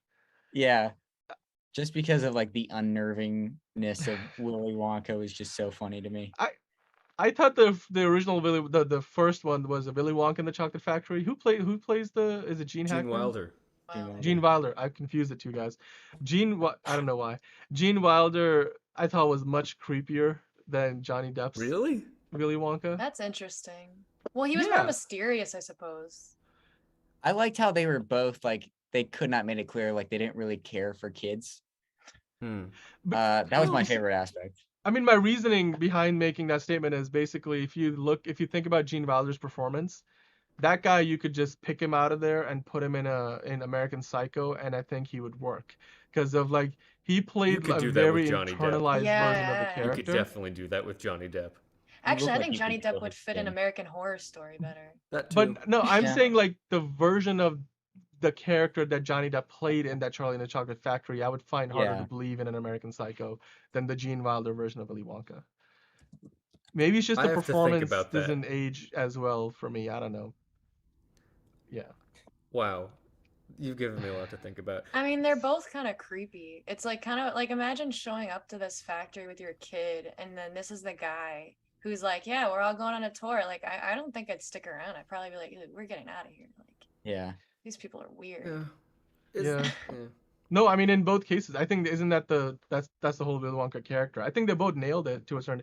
Will by the way get a new iteration with what's his name, Timothy Chalamet playing Willy Wonka in a new. Oh yeah. Is that for real? Yeah, I think it's filming right now. Is it? Or it's about to. I mean, we have some behind the scenes shots. We gotta talk about Timothy Chalamet because they're putting him up at some point. Do we have to talk about it? Maybe not today. They're probably burning that poor boy out. I mean, my goodness, he's in everything. Yeah, we gotta slow that Timothy Chalamet train down. By the way, anybody here a fan of True Lies? Because True Lies came out on July 15th in 1994. I actually did like that movie. The famous when he's on the Harrier jet with the like you're fired and his yes, I love it's one of my that favorite movie. scenes ever. Oh my god, yeah. Angels in the Outfield, that came out July 15th, 1994. Classic. So True Lies and Angels in the Outfield came out the same exact weekend in 1994. That must have been a choice to make.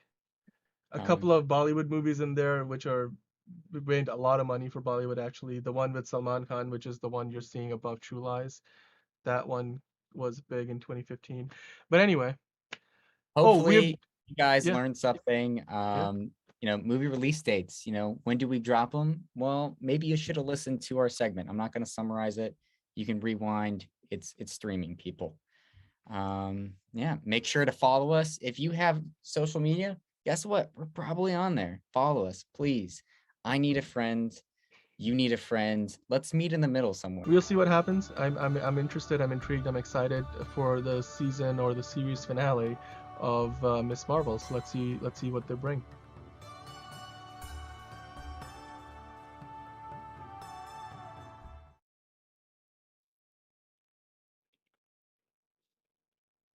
Andrew, you're on mute. This is kind of the main event.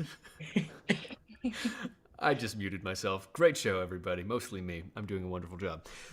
This is sort of the main event of the summer. This is the Marvel movie we've been waiting for a long time. Super hyped up about this latest chapter in Thor and the MCU miniseries, as Dan called it. This has been a long time coming. This is Thor finding his place in the universe, Christian Bale making an appearance as a super villain. Let's start with just first reactions here. Thumbs up, thumbs down? Yeah, I'll give it kind of a wobbling toward down there. It wasn't. I didn't have problems with it, but it wasn't my favorite movie yet. What was great about it, Roland? You said you liked it. I I watched it and I had a fun time. It was a cute movie, and I very much enjoyed it. I will admit, yeah, there's definitely some jokes that that could have gone better, and a lot of Thor's like repeating things that he does speeches, and they end badly. But I think they did that on purpose because he's known for doing that, and there's always got to be a battle cry before the battle. So if you think about it that way, it's funny looking back, I guess, that they're poking fun at that. But I wasn't too familiar with Thor as a character or Chris Okay. Hemsworth's portrayal of him. I gotta say, he carries the show. He does a really good job performing. I was entertained by him. he is the himbo. He is this awesome character that we love to watch. That's the only summary you need. Yeah. Having said that, I had issues with Taika Waititi's character and a little bit of his directing. What is it? Is it Korg? Korg. Korg. Yeah. K-O-R-G. Korg. Some of just the tone of the movie seemed a little inconsistent. But my biggest objection was Natalie Portman's attempts at humor. Wow. Okay. No, I kind of feel the same way. Go ahead, Roland. You go. Wow. No. I want to hear this. Let's hear the take. So I like Natalie Portman. I think she's a brilliant actress. I think she's great in dramas. But again, the tone of these movies is a little inconsistent because it's, hey, action, crazy visual effects, take it seriously. Christian Bale doing an incredible job. I really liked his character, and I thought he performed brilliantly in this. Having said that, when you have all of that, and then you're also telling people, okay, but you're also going to laugh. She's a weird character to laugh with because she's got cancer through most of it.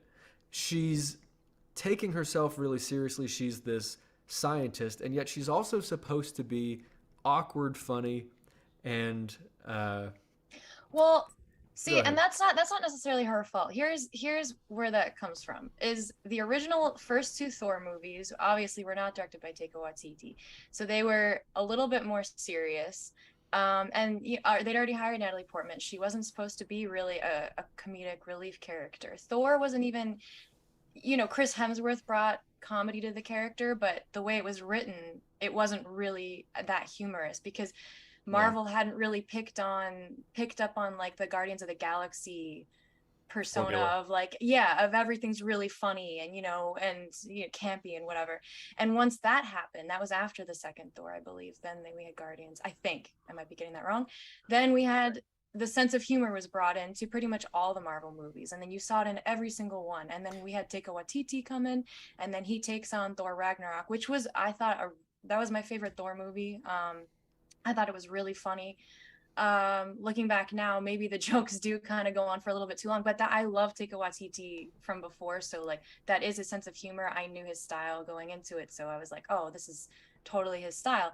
And it was able to bring out Chris Hemsworth's personality of humor that he'd always had, and he was like exploded in that movie. Meanwhile, Natalie Portman hadn't been in any of the movies since Thor 2, and she'd only been a serious character, and now she's being dragged back in to the Marvel universe that has evolved with this sense of humor that all the other actors have kind of picked up on over the years. Yeah. And she's just come into this new one, and it's I mean, that would be hard, especially It's asking a lot. It's Right. asking a lot for her to say, do exactly what you did with this character, but we're going to change everything about her. She's now a superhero. She now has cancer. She now is funny. And it's like you're juggling all three of these things, and it's like, how do I feel about her? And you're also in love with Thor. Like, there's so much for an actor. I know I was. So it's asking a lot of an actor to do all of those things at once. I think Christian Bale, he had like two things to do: make us feel sympathy for him losing his daughter and understand his justification for wanting revenge, and then to be a creepy, powerful villain. He did both, until one line, which is, Roland, you know what I'm talking about? Before we go into that, because I want to have a whole separate conversation about that, I want to defend Natalie Portman just a little bit. Please. First of all, I think she did a great job. Her humor wasn't that awkward, quirky that was, but it was just in a different sense. I mean, Thor's awkwardness it has confidence behind it, and that's a lot of Taika Waititi's work is like this confidence awkwardness. But hers was, the only way I can describe it, I'm so sorry, is just like kind of like mom humor, like where she's been serious for so long. And that's an interesting take. I mean, because there are going to be moms watching this, they're going to need something to relate to. I didn't feel it. I didn't feel like a real comedic voice, and it seemed like they kept trying. Maybe the joke is that none of the jokes would land. I don't know. Well, that is a big part of the joke, is that she keeps doing catchphrases and it's horrible. And Valkyrie and Thor are just like, we love you. We'll support you. Yeah, I wish they had leaned harder into the cringe in that case, because I would love to see really incredible cringe humor in a Marvel movie where I'm just like, oh, that's so wrong. Well, and I didn't quite get to that point.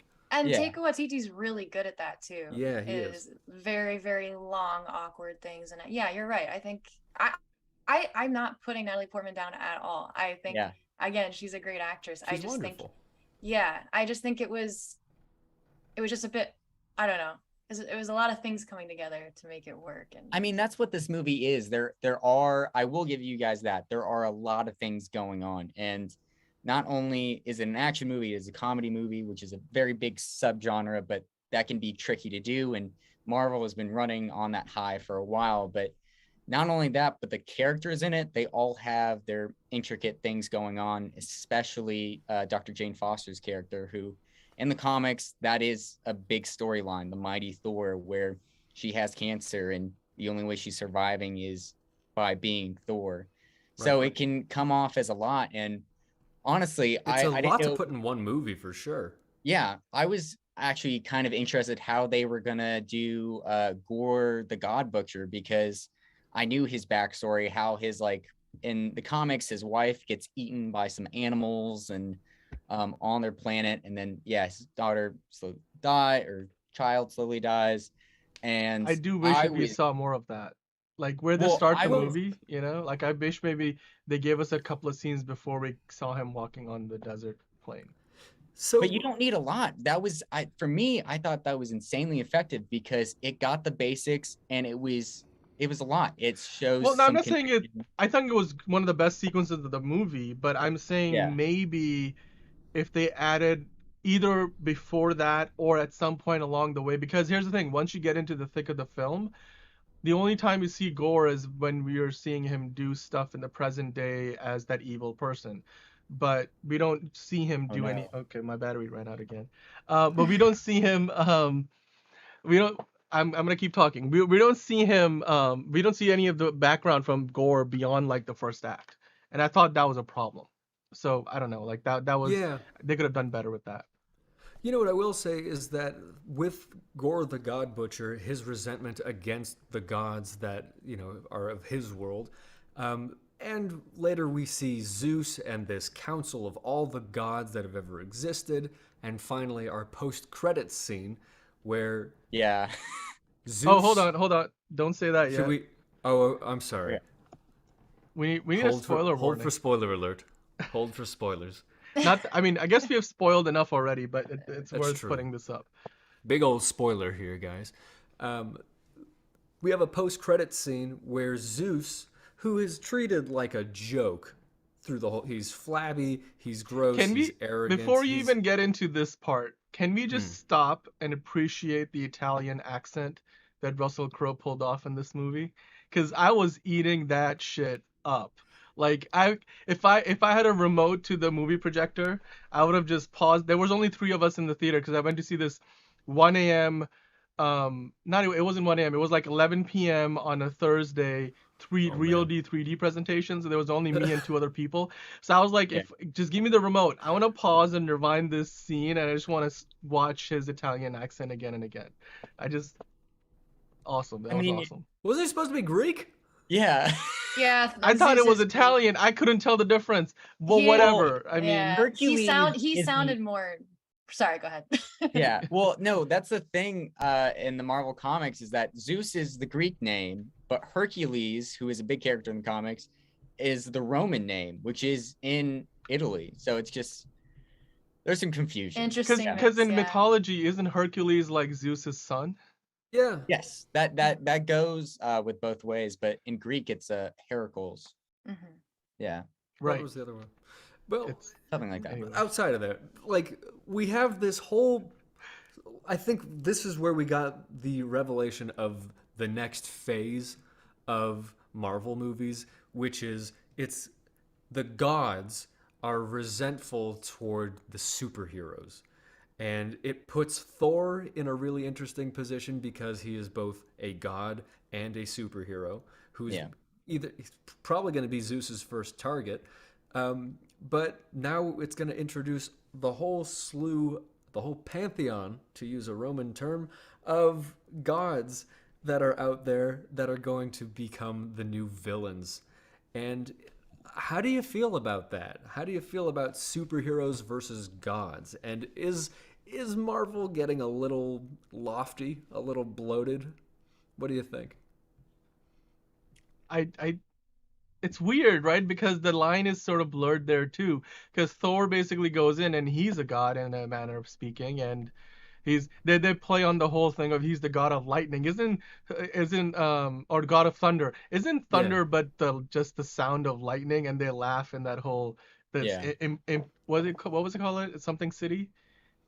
Something Omnipotent. Omnipotent city.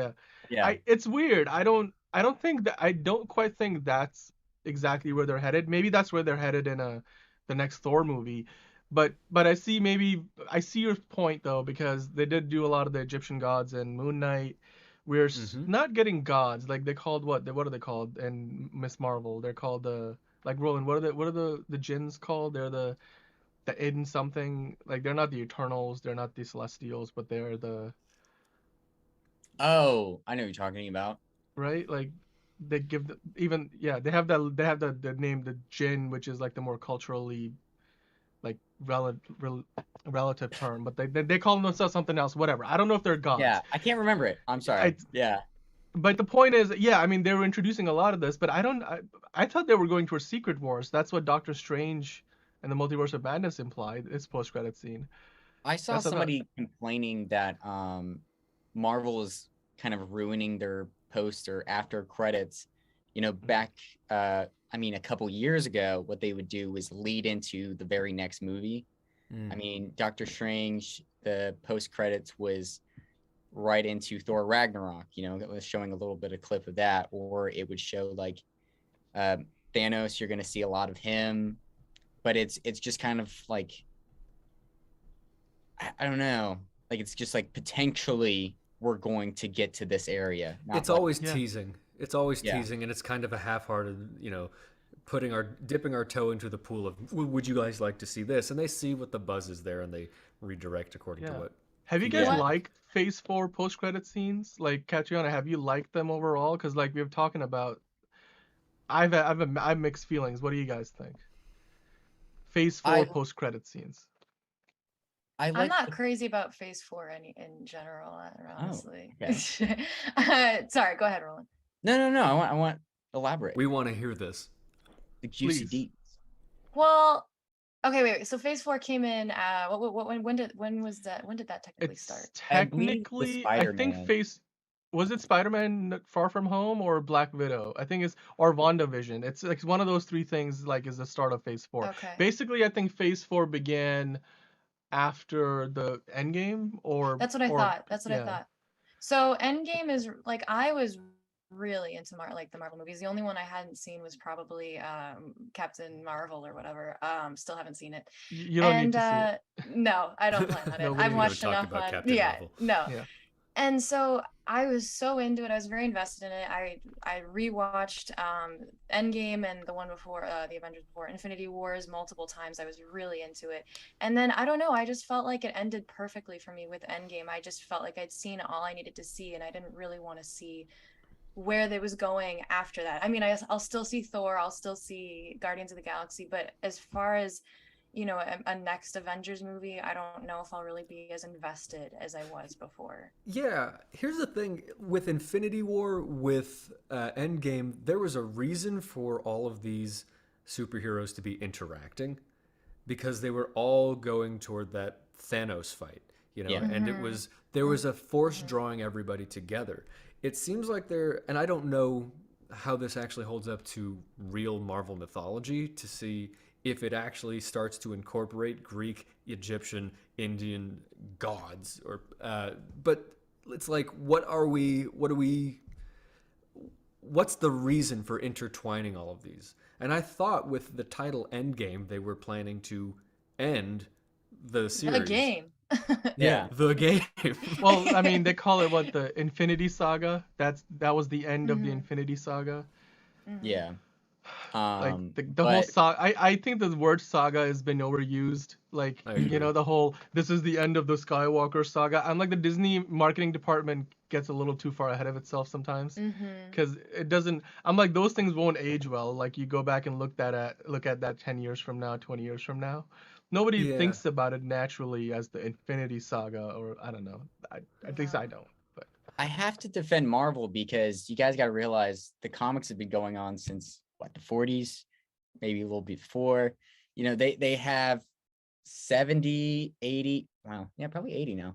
80 years of just doing comic series after comic series, bringing this inspiration and bringing that inspiration. And, they only started being subtle about things probably into the 90s. Yeah. Other than that, they were clearly hey, this is Thor. He's part of the Greek mythology, or not Greek, Norse mythology. Yeah. But we're bringing in the Greek mythology. And it's also kind of Roman if you think about it. Well, and we've also been saying for years that these superhero movies are modern myths. And there's been that idea that, we don't have religion, but we'll all go to the next Marvel movie. We all know the mythology of that. And there has been this supplantation of, myths with Marvel movies. This is the common parlance of, good and evil, and how we express our ideas about politics, about spirituality, about the human condition. It all goes into these metaphors of superpowered people.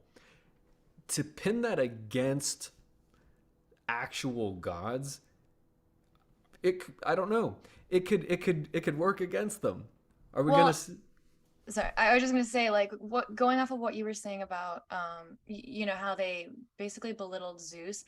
I think that all of that could have worked. This is just for me personally, obviously.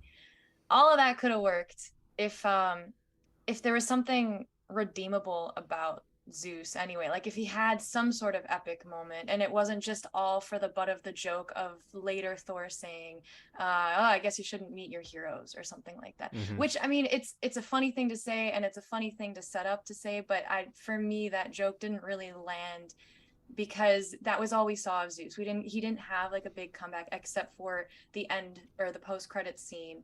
I think if we'd seen him again, I don't know, it might have worked better for me. It didn't work for me. Yeah, I will be honest. I thought it was very unexpected to see the post-credit scene involve Zeus, because to be quite frank, I thought he was dead.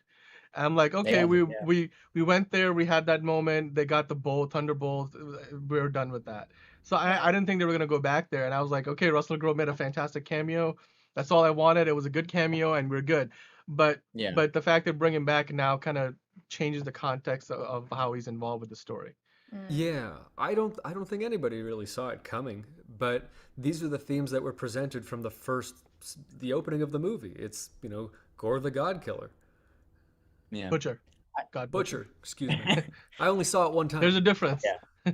I will say the thing with Zeus is I definitely agree with Catriona that he was a total butt of the joke, but then I think about the whole folklore with Zeus. And I don't know if you guys went through a Greek mythology as a kid. Oh, yeah. Plenty. Yeah. Plenty. Yeah. I'm a little bit Greek, so I know quite a bit. Oh, okay, cool. Yeah. But yeah. Be careful what you say. Oh no, I'm no, I'm kidding.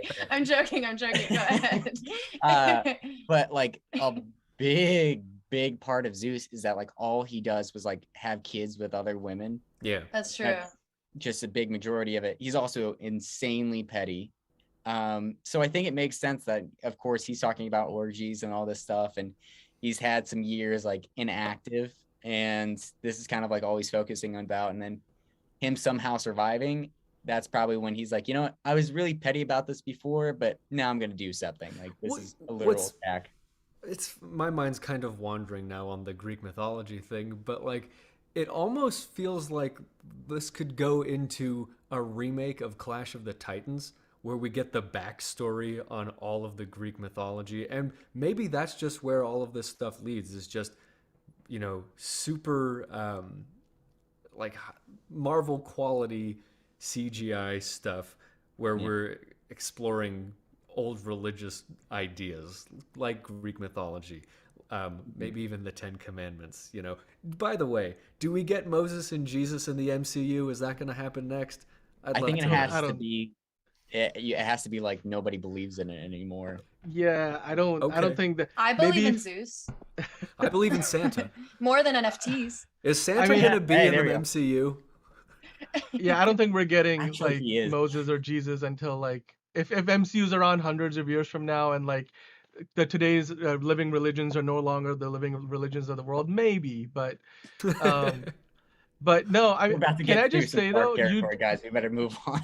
you said something about Zeus and the way they treated him. I think there's a big thing being made on the internet about how I saw this on I think it was Facebook, but I've seen it elsewhere too, where, and I actually made the connection when I was watching the movie. If you have seen the Zack Snyder's Justice League, there is a version of Zeus in there that's played and portrayed very differently to what we see in the Marvel movie, and it's like the contrast couldn't be any more different. Granted, in this case, the character had a speaking role, and you have Russell Crowe portraying him, where the other one was more or less just, you know, they got somebody who looked the part and had to do some action. That was it. So I get the difference. It's not quite a fair comparison, but I mean, if you wanted more in that direction, maybe DC is the place to go. I mean, I don't know if they have any plans for a Zeus-related project, but hey, maybe they do a Wonder Woman thing, and maybe because Wonder Woman is technically the daughter of Zeus, isn't that the mythology with her? Something like that, yeah. I think Yeah. so. Don't get me wrong. I thought it was Russell Crowe did a great job, and I thought it was hilarious that he was just this like jerk and everything, because yeah, like Roland said before, he in history he is a jerk. And you know, he got his comeuppance in a way, but then yeah, like what we were talking about, like the post-credits scene that he's back and everything. I feel like if what are they trying to do with that? Are they going to make an entirely new movie that's all about him? Because we could have just done with him being in this one movie, and then if you wanted to bring him back, maybe do it at like the end of the movie for a little bit, and then that's it. Like, I don't know if it's going to work having an entirely new movie. You know what I mean? Like, Well, I don't know if he's gonna be like a big part of it. Maybe. So here's what I'm thinking: if they do bring him back, it's gonna be more like he's gonna be fairy godmother and Shrek the third, and the Prince Charming is the Hercules who's gonna basically try to ruin the day, because that's essentially basically that's the vibe I got from this movie, that Hercules, Zeus somehow failed, and you know, fairy godmother, which was the second Shrek movie. I don't know how I made that connect. It's so random, but I love as a it. model. Yeah, that's the impression I got. Shrek was the first MCU. It brought all the fairy tales together. I think that's why. Yes. There's a fair It was it was a universe. It was a fairy tale universe before comic book universes were a thing. Yeah. Infinity War. Shrek had to walk so Marvel could run. By the way, I do want to address this elephant or goats in the room, right? Because I thought this was I just love the goats. I just love the goats because I think they used them to maximum comedic effect, and it was just brilliant, absolutely awesome.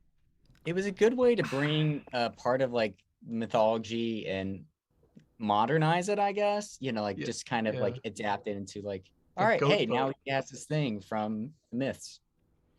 So I thought it was just hilarious. Just the fact that when they're like, you could tell like the guys who were like, this is our gift to the person who saves our planet. Please take them. It's non-refundable, and go. Like, it was just, I just love the comedy. I think the first act had some of the best jokes, especially when the Guardians were still around, and anything that they did with the Guardians was fantastic too. The Guardians didn't really have to be there. I felt it was such a. Well, Thor was with them. I know he was with them, but it's I was like, hoping to see more of them. yeah, like actually. they just Honestly, they yeah. were really only there so that they could leave. I know, I was really disappointed because I loved them together. That was why I loved Infinity Wars. That was one of my favorite parts. It was them coming together, Thor and Rocket, like the best pair. I ship them. But you know, the for me the goats thing, I liked it for the first act. I think it was funny. But I think for me it went on a bit too long throughout the movie. I think it would have been nice if we'd forgotten about the goats for a while, and then towards the end it brought him back as like a redemption thing. Or they killed him off. Like, Or they no, you killed him killed my off, goats. yeah. Like, you know. Yeah, that Now would have we- been funny. Yeah. We'd understand why they were screaming.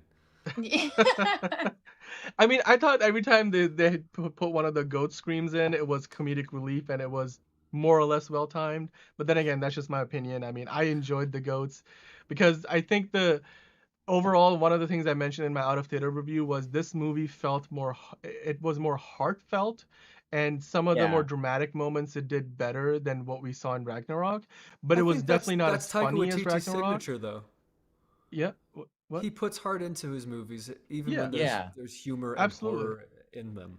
But he did Ragnarok as well, which Dan is saying he felt this one had more you're saying it had more heart in this one? This I felt like it had, because it in the darker moments, like the emotion, like the anything when Thor's talking to Jane, whether it's when they're by the way, I don't think I've ever seen in an MCU movie two characters say to each other, "I love you," like literally ever before. Which is a weird thing to say considering they're almost 30 movies in, but I very specifically remember thinking I've never seen a single MCU movie, no matter whether it was Pepper Potts and Tony Stark or anybody, like I've never seen that. And then the hospital stuff, like where she's in the infirmary, all of that stuff I think was some of the best written dramatic writing in Marvel. Chris like, to date. Hemsworth. Yeah, he did a great job with that. Yeah. Yeah. What were you gonna say, Roland? Well, I was gonna say, they do say "I love you" in Iron Man, and there was the whole like "I love you 3000" thing.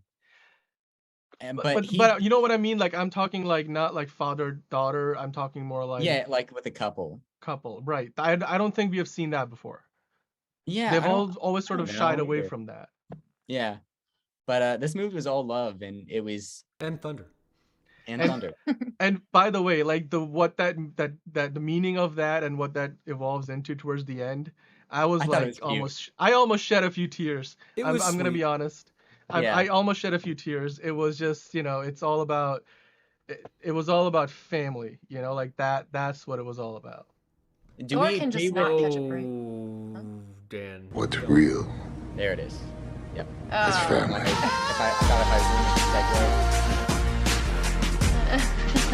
If I wouldn't segue enough, it would, I was wondering what was missing from the show today. It was, it was Vin Diesel. We weren't fast, but he was furious enough. Okay. Well, I think it's worth saying, especially if you're a Marvel person. Any last words on Thor? What did you guys think of the Celestials? It was cool. I don't agree. All right, I don't agree with Gore's wish. I doubt that he would wish that. Wait, what did he wish for? And when he's like at eternity, where he wishes his daughter back with godlike powers. Oh, him. Sorry, I'm thinking of Gore. Oh no, yeah. Gore. Okay. Gore. Yeah. After like that huge rampage, I just don't know. Well, it wasn't. He was himself again at the end. Yeah. Okay. I thought you were talking about the Rock dude for a second. I was like, what? He has a kid? There's a lot of OR names. But they do show that he's about to have a kid for the That's next true. movie. Yeah. That was funny. That was again heartfelt, actually. Yeah. It was. No, I liked. Did you notice that when he says, "How dare you like turn your back on me?" I was like, "Oh, he just pulled out the Batman voice." Like I literally that was. I'm not gonna let that go because I'm like, yep, noticed it, check the box, loved it. And Andrew, you wanted to say something on the one line that you didn't believe. Yes. And then we Christian can Bale. move on. There's just a particularly bad line of dialogue in this movie that really calls attention to himself or to itself, and it was unfortunately a Christian Bale line where, out of nowhere, he just turns to the camera and suddenly realizes, "I'm dying," and that's you know, there's no like exposition, there's no explanation for why that's happening. It's just, okay, he needs a reason for the plot to progress. Yeah, that'll do it. And he I just had a sort of good chuckle when he announces said it. Yeah. Do you guys remember that? Don't actually. It was I don't- in the. Oh, go ahead. Sorry. Dan. No. Go ahead. I just It remember. really took me out of the movie. I laughed pretty hard. It was at the end. They were in like the water mirror world. I don't remember what you call it. Oh, the you're soul talking realm? about when he's sort of like thinking out loud. That's the part you're talking about. Mhm. Oh, yeah, it was a little awkward because I Yeah. thought, that wasn't the most well-written part of the movie. No. No, I had a good it's, laugh at that part. no, I agree. I mean, I didn't laugh, but I was just like, oh, that's a little cringy because it definitely felt like they got to a point and they were like, well, what's supposed to happen next is he's supposed to wish his daughter back because he can't, but now he has to think out loud because there's no better way to do this by showing it. So just give him an extra few lines of dialogue, and then the actor Christian Bale, being the goat that he is, he did his best, but I just don't think it was they didn't put That's him in a just- good position. Yeah. For what it's worth, I think he's definitely one of the better villains that we have seen in Marvel so far. I liked him a lot. And I think it continues the trend of Phase 4 villains being overall more well fleshed out. They're making them more relatable. Because whereas like before, Black Panther had a great, like Michael B. Jordan did a fantastic job. There's obviously Thanos and a few other examples here and there. But they largely struggled with villains. And now I think with every movie, they're trying to make the villain not necessarily, as relatable as the heroes. Sympathetic, at least. You can see where they're coming from. It's not the butt of the joke all the time. Like the villain gets some sense of gravitas, and then also what I've noticed is all of these villains now have some sort of redemption arc built in. Yeah. Even Green Goblin had some sort of redemption arc toward the end of Spider-Man No Way Home, which I'm like, that dude did not deserve to be redeemed and by any whatsoever, given how, which is fantastic. Willem Dafoe is a fantastic actor, but hey, I did not remember Melissa McCarthy was in this movie, and then Matt. Oh yeah. So that I was like, wait, who's playing Hela? And then she jumps out. I'm like, okay, cool, I get it. But it was hilarious that they had the hammer on a string just flying across. They really leaned into that, and then they went off and they're like, maybe we should turn what's happening now into a play. So when the next Thor movie, I'd love to see the recap. Like at the start of the movie, we should start with them recapping by doing an onstage play with what happened. It's a good gag, and I'm glad they brought it back. It's a funny thing.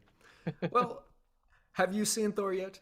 Have you enjoyed Thor? Did you like it? Did you have a problem with that "I'm dying" delivery? We'd like to hear from you in the comments. Let us know what you think. Follow us on Instagram, Spotify, YouTube, all the places. We're in all of the places. So yeah, like and subscribe, share, be part of our oh so curious family of movie fans. I'm gonna get it right one of these days. But now we're gonna take a look at For All Mankind. Episode 5 just dropped. Dan took a look at it. How'd it go? Okay, so this is my review for episode 5 of For All Mankind Season 3. System 2.1 clicks, speed 290 coming down at 1/800 a minute.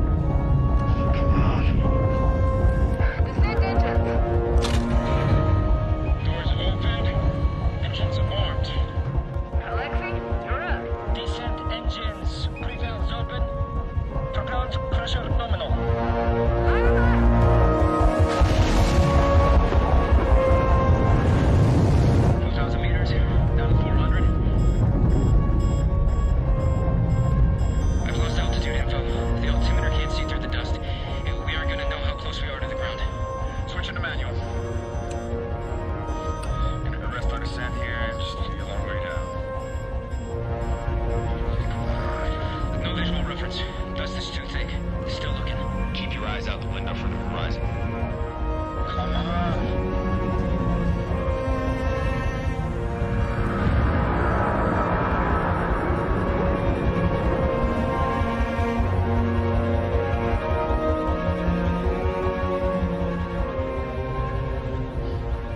Starting the abort sequence.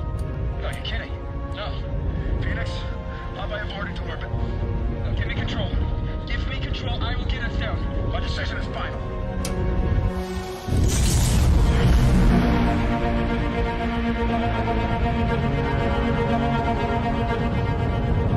Oxygen radar losing lock. We're landing blind. Gear down.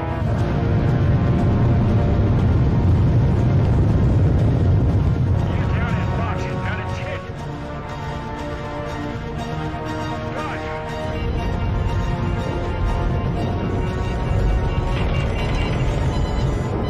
Still too fast.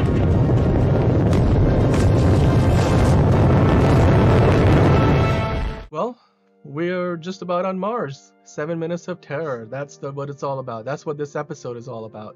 And you continue to see a lot of the drama develop between the characters. You know, you see Margot finally get the former director of Roscosmos, who's, as we find out, the KGB's been taking very good care of him since we last saw him. I think it was a couple episodes ago, and now she demands that he's in Houston. So the Roscosmos and NASA are working together because now their crews are on the NASA Sojourner spacecraft, basically doing a combined mission. After 3 astronauts passed due to the accident in the last episode, Sojourner is now a combined NASA Roscosmos mission. So the Russians or the Soviets are in Houston at the Johnson Space Center working with the Americans on this combined mission where they're going to go to Mars together, basically share the hardware, and basically try to get each of their mission objectives completed without having the extra hardware that the Soviets had to leave behind. And yeah, so a lot of that KGB blackmail continues. Margot's character is doing her best to, it's basically her love interest, who is the former director of Sergei, who's a former director of Roscosmos, try to get him out of the KGB's hands and do it in a way where his family doesn't face retaliation, or maybe like get his family across too. We of course in the last season saw another Soviet astronaut defect to the US and during the Apollo era, and he's part of the NASA mission crew on Sojourner going to Mars, and there's some tension between him and of course the Soviet members of the crew who are now on board the same vessel going to Mars. From the side of the Baldwins, oh my god, Danny Stevens continues to become the absolute, pain in the neck, the absolute, most hated character on the show, and one of the most, I think, hated characters in all of television right now. Nothing against the actor. I just think, if anything, he's doing a fantastic job of making his character as unlikable as possible, doing everything, sniveling around and basically, getting into Ed Baldwin's, mailbox, trying to listen to his wife's or his former ex-wife's video message, call message between them. That's a straight up invasion of privacy. Stalker vibes. This is meant to be taking place in the 90s, but it's got such a contemporary thematic feel to it because we see movies and things like that today about people stalking others on using digital means and hacking into systems and whatnot, and it seems like Karen Baldwin is getting stalked by Danny Stevens right now, and I'm sure she's not going to feel good about that when she finds out, and I'm sure she's going to find out at some point because despite the fact that he's very clever and going about doing what he's doing, it seems like Danny Stevens is going to eventually get caught. There's a very tension-filled scene in this episode where he's sitting with Ed Baldwin, basically an uncle, almost a de facto father figure in his life, believe it or not, which makes this all the more twisted because he was Gordo's best friend, and that's one of the reasons why he's brought him on this Mars mission, not knowing at all that he was the one who had an affair with Karen, and the reason why Karen and Ed separated in last season's finale, I think it was, when all that went down. So that scene where they're playing cards and literally Danny is asking Ed all about that, and what would you do if you found out who that person was, and he was like he would be 6 feet under the ground or something like that, or he would I don't think he said that, but he said something along those lines, like, yeah, like it's in the past and you learn forgiveness, but damn, if I found out who messed around with my ex and caused my marriage to fall apart, I'd bury that guy. Like, that's and Joel Kinnaman does it with such nuance that it's awesome. I'm like, wow, that is honestly one of the best scenes that this show has put on to date. And by the end of the episode, we see the two crews, the Helios crew and the NASA/Roscosmos crew, both attempt a landing on Mars. They both get there. Well, Helios gets there 3 days early, but there's a sandstorm that stops them from landing, so it allows the NASA and Roscosmos crew to catch up.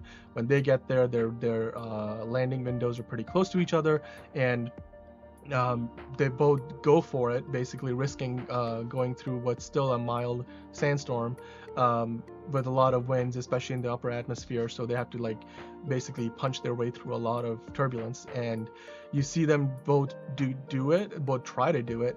Ultimately, Ed's chooses to back out and aborts the landing because he's like, it's too dangerous, and so he makes a judgment call, and it seems like it cost him again. It cost him for the moon, and now he cost him here, and he was in charge of making that decision on both occasions, and he made the decision not to land. And from a character standpoint, it's a little tragic, and I guess he's gonna have to live with that because the NASA crew does go through with the landing and the land. And it's actually, that's kind of where the episode comes to an end. It's funny, the Russian guy is like, okay, peace, I'm going out, and Christ Marshall's character is like, Danny is like, hey, wait, not Danny, what's her name? Always forget her name. Anyway, she's like, oh, is it? Yeah, it is Danielle Poole. Yeah, she's like, wait, no, I'm going first. Wait, no, I thought we had an agreement. He's like, I don't have an agreement, and the Russian guy just runs out to basically be the first man to step foot on Mars, and she chases him down, and they're like making it look all nice and formal, but they basically trip their way down the ramp onto Mars, and they're showing it on, of course we see the newsreel version of that on Earth happening, and they're like, oh look, they're doing it together because they're holding each other's hands, and the people watching on screen probably thinking, oh look, they're doing it together, whereas both of these guys inside their spacesuits are basically trying to tussle their way onto the surface, and as soon as they land, they fall. And I'm sure like when that continues, they're gonna be like at each other's throats, and you get this like comedic moment where on the news they're like, oh look, they landed on Mars together, like, well, what a nice gesture. And whereas of course in reality they're totally gonna try to kill each other now, because what are you gonna do? I mean, if you can't even get along for that one part, now you have to spend months more on the surface and then the months on the way back. So yeah, and then of course you have Helios who still have yet to land on Mars. So there's a lot to come. I mean, this is only about halfway through the season.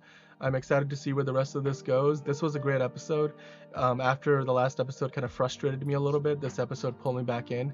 The show is back on track, and I'm excited to see what comes next.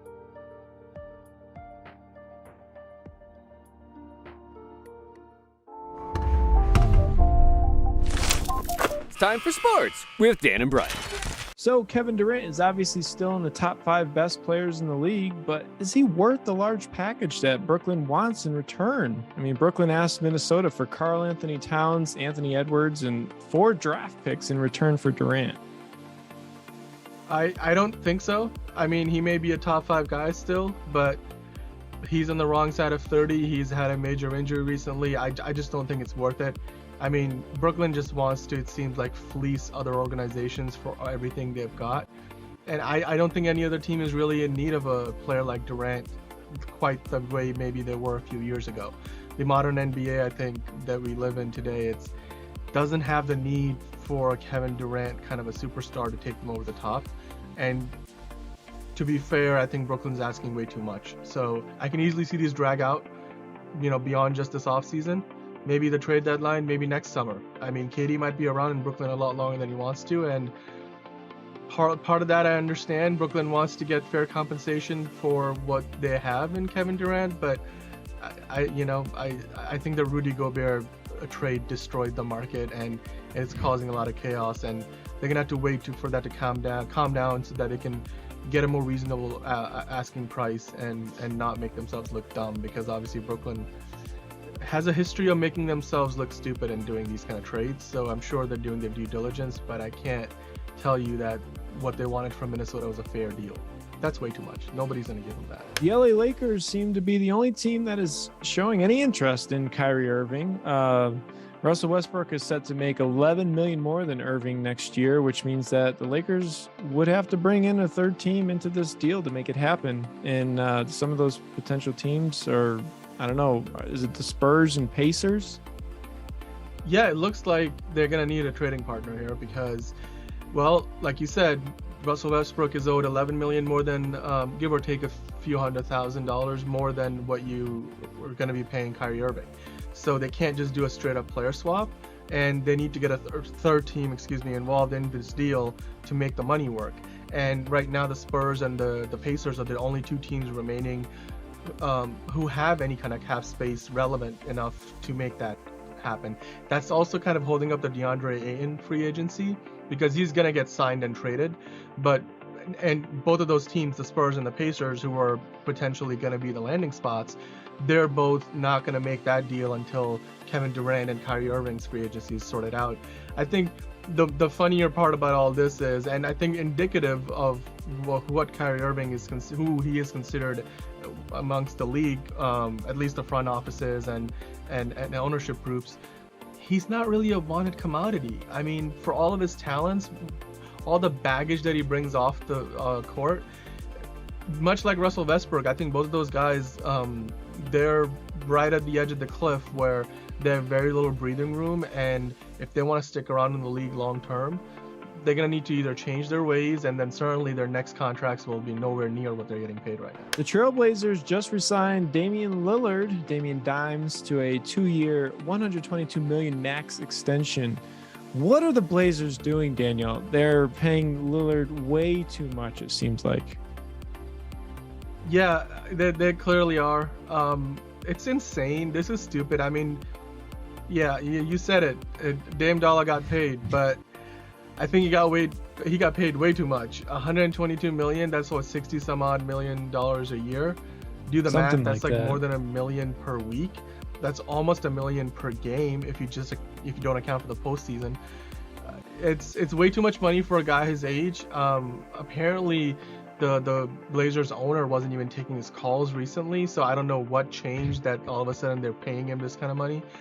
And from what they have done in recent months, I mean, trading CJ McCollum away, keeping Anthony Simmons around on a long-term deal, paying Nurkic, extremely injury-prone center, the money that they've paid him this summer, and then getting Gary Payton II, they feel like they have a shot. But between what they have in the starting lineup, what they have in their rotation beyond that, I just don't think that's enough. I mean, Dame Lillard is not we know now he's not. There used to be comparisons between him and a guy like Steph Curry. I think that comparison no longer holds any water because the Splash Brothers, pardon the pun, are way, way ahead of whatever Damian Lillard has ever accomplished. And when you look at the teams like Nuggets and the Warriors are still there, and you've got all kinds of competition in the Western Conference, where I just don't see the Blazers maybe even being in the top 4. So I don't. $60 million is half of your cap space, if not more. I mean, that's stupid. I can't justify that number. Neither can I. Bradley Beal agreed to a ridiculous 5-year, $251 million deal with the Wizards, which has a very rare no-trade clause in it, similar to the Carmelo Anthony deal, as you remember, with the Knicks. After signing the deal, Beal publicly stated, "I want to win a championship, and I want to do it here. I believe that we can win in DC." What is he talking about, Daniel? I honestly don't know.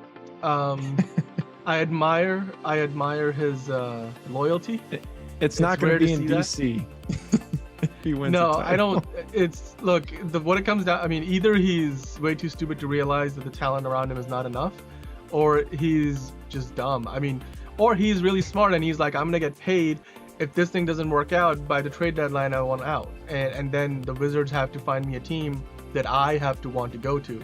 And then the Wizards will have no leverage in that situation. We saw what happened with Melo when he had that no trade clause. I mean, if Beal asks for a trade, really the Wizards have to find him a team that he wants to go to and take whatever that team's willing to offer. They won't have any leverage in that situation. So, hey, Beal came out the winner here. What I don't understand is that the Wizards think they can be truly competitive. I mean, look, they might make the playoffs.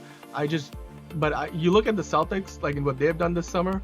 You look at the Bucks, and Middleton coming back healthy, and then the rest of the team that they have.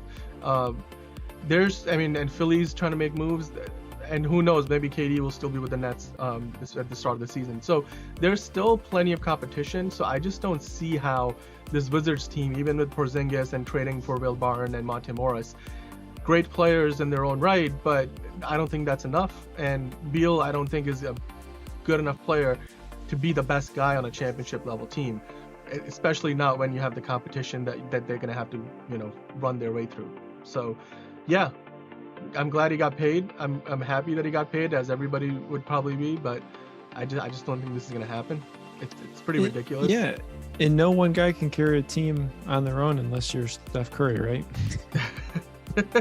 Even he couldn't. I mean, if they didn't have Andrew Wiggins, they wouldn't have won the finals. Yeah, I don't know what Beal's doing here. I don't know what the Wizards are doing here. Well, he's winning. Just he's not winning a title. So. Yeah, he's winning in life. Not in DC, at least. Yeah, his bank account is winning. Yeah, I'd say so. That was a lot of fun.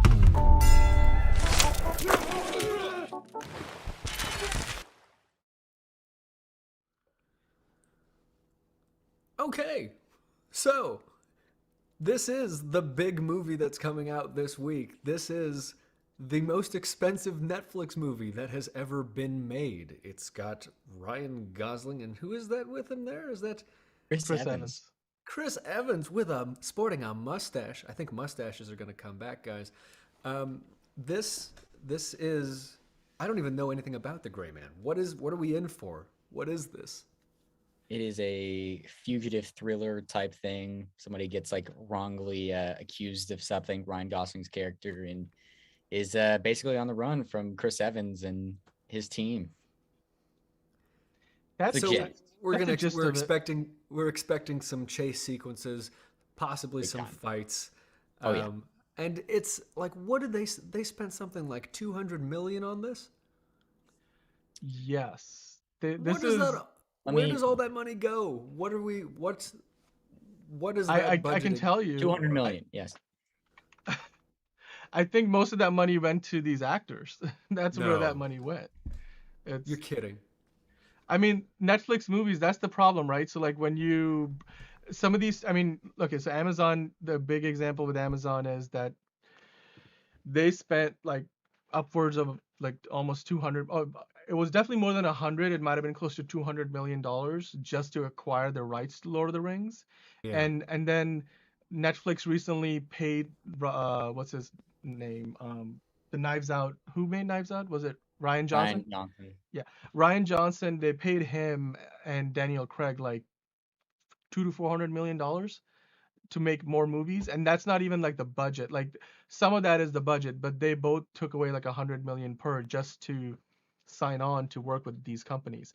That's where a lot of this money goes. It's not every dollar of that is going towards the production budget. And that's, I think, a problem, because that's a huge problem.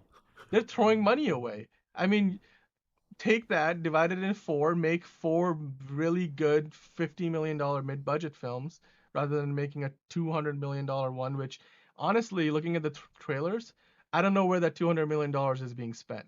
You could make this movie for less than 100 if you wanted to. And that's the thing. It's this is what we see constantly with animation. Hell, Chris Evans was just Buzz Lightyear, and it's not performing particularly well. But if people did you hear that Tom Hanks had something to say about it recently? No, I didn't hear what is this going to make me like Tom Hanks? He I don't know. I mean, he basically said he did not know why. He couldn't understand why they didn't let Tim Allen do the voice of Buzz Lightyear.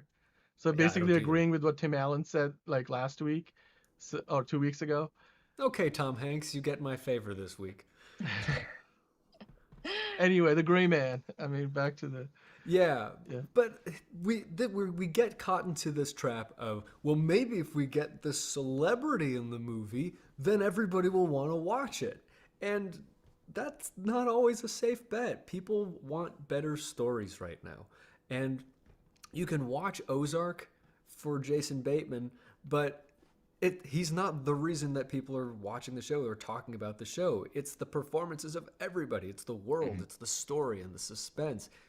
I don't know why this keeps happening. Maybe they just have really good agents, but I don't think that these two actors in a chase movie is really going to be drawing audiences to them. We'll see, but like we said before, it's not going to be something that makes Netflix more money unless people suddenly decide to subscribe again. That's interesting that you'd think that though, because I mean everybody loves Ryan Gosling and everybody loves That's Chris true. Evans right now, especially. I think it's a pretty solid cast. And that girl, I don't remember what her name is. She's Ana been de pretty Armas. popular. Yeah, she's been very popular right now. I think just based on, because I really like pretty much all those actors, just based on the cast alone, I'm like, oh, you know what? I think I'm gonna watch it. So they got me. Well, I I mean, think the that's Russo one. brothers directed it, so they got some street Yeah. cred there. Avengers. True. I think because of the names, like that's where their big marketing is coming from.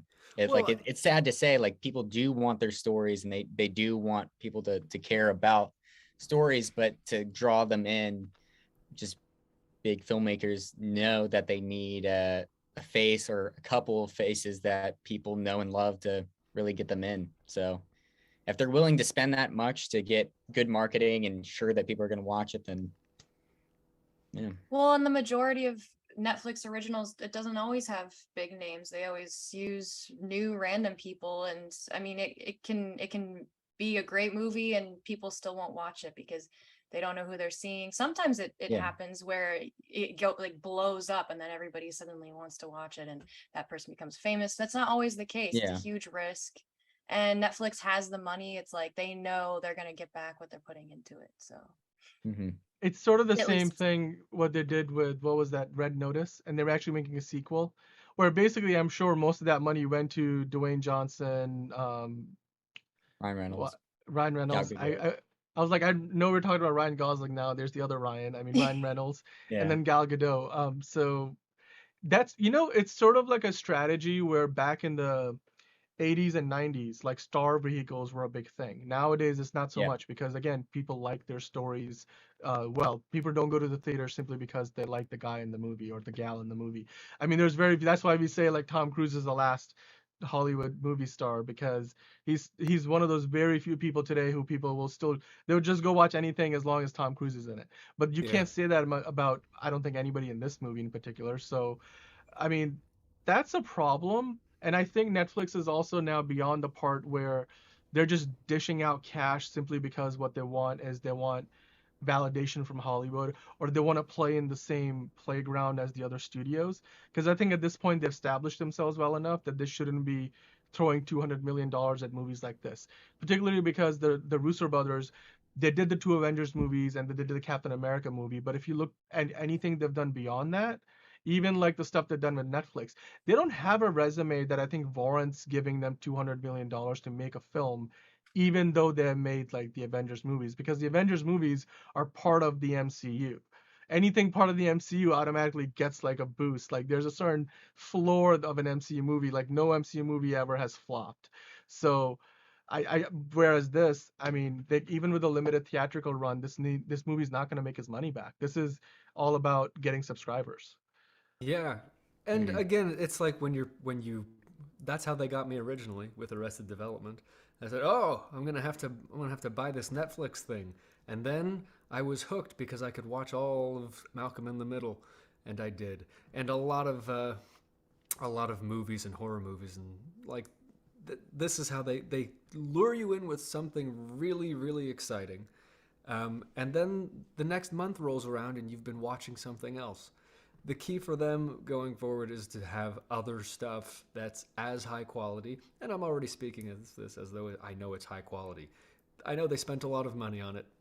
That much I know for It sure. looks good in the sense Yeah. that it visually looks good, like anything you would see in a theater. But I don't know about like how much of a fun time it might be to watch. Well, we're going to watch it. We're going to tell you what we think. Hopefully, you're going to watch it and you're going to see how your opinion matches up with us. But that's sort of what we have in store for you next week, and that and a lot of other stuff. Trust me, we pack this show full of all kinds of stuff. In the meantime, be sure to follow us, be our friend, join our family, our fan movie. Nah, not today. Not today. Join our group. Sorry. Movie Anyway. fan community. How hard is that? Just Harder than you think. just And that shorten has- it like MFC. You should remember it that way. Join the MFC. Sounds like, yeah, something. Now you're fried like, saying, chicken. oh, what does that mean? I'm sorry. Yeah, I don't know. It's not sticking in my brain today. But like and subscribe, comment, share, and we're going to pay tribute to the great James Caan. Roland, why are you laughing? I'm having a hard enough time right now. I'm sorry. No, I know you're trying, Andrew. I'm sorry. It's just like it's supposed to be this sweet like tribute to end it all, and We're it's going to like, do it. I'm gonna get them there. Here, let's take a moment. just play the And clip. now, and now, on a more somber note, we lost an incredible actor this week. And so to take you out, here is our tribute to the great James Caan. I got chills. It's nice. Okay, so let's go see that now. Yeah.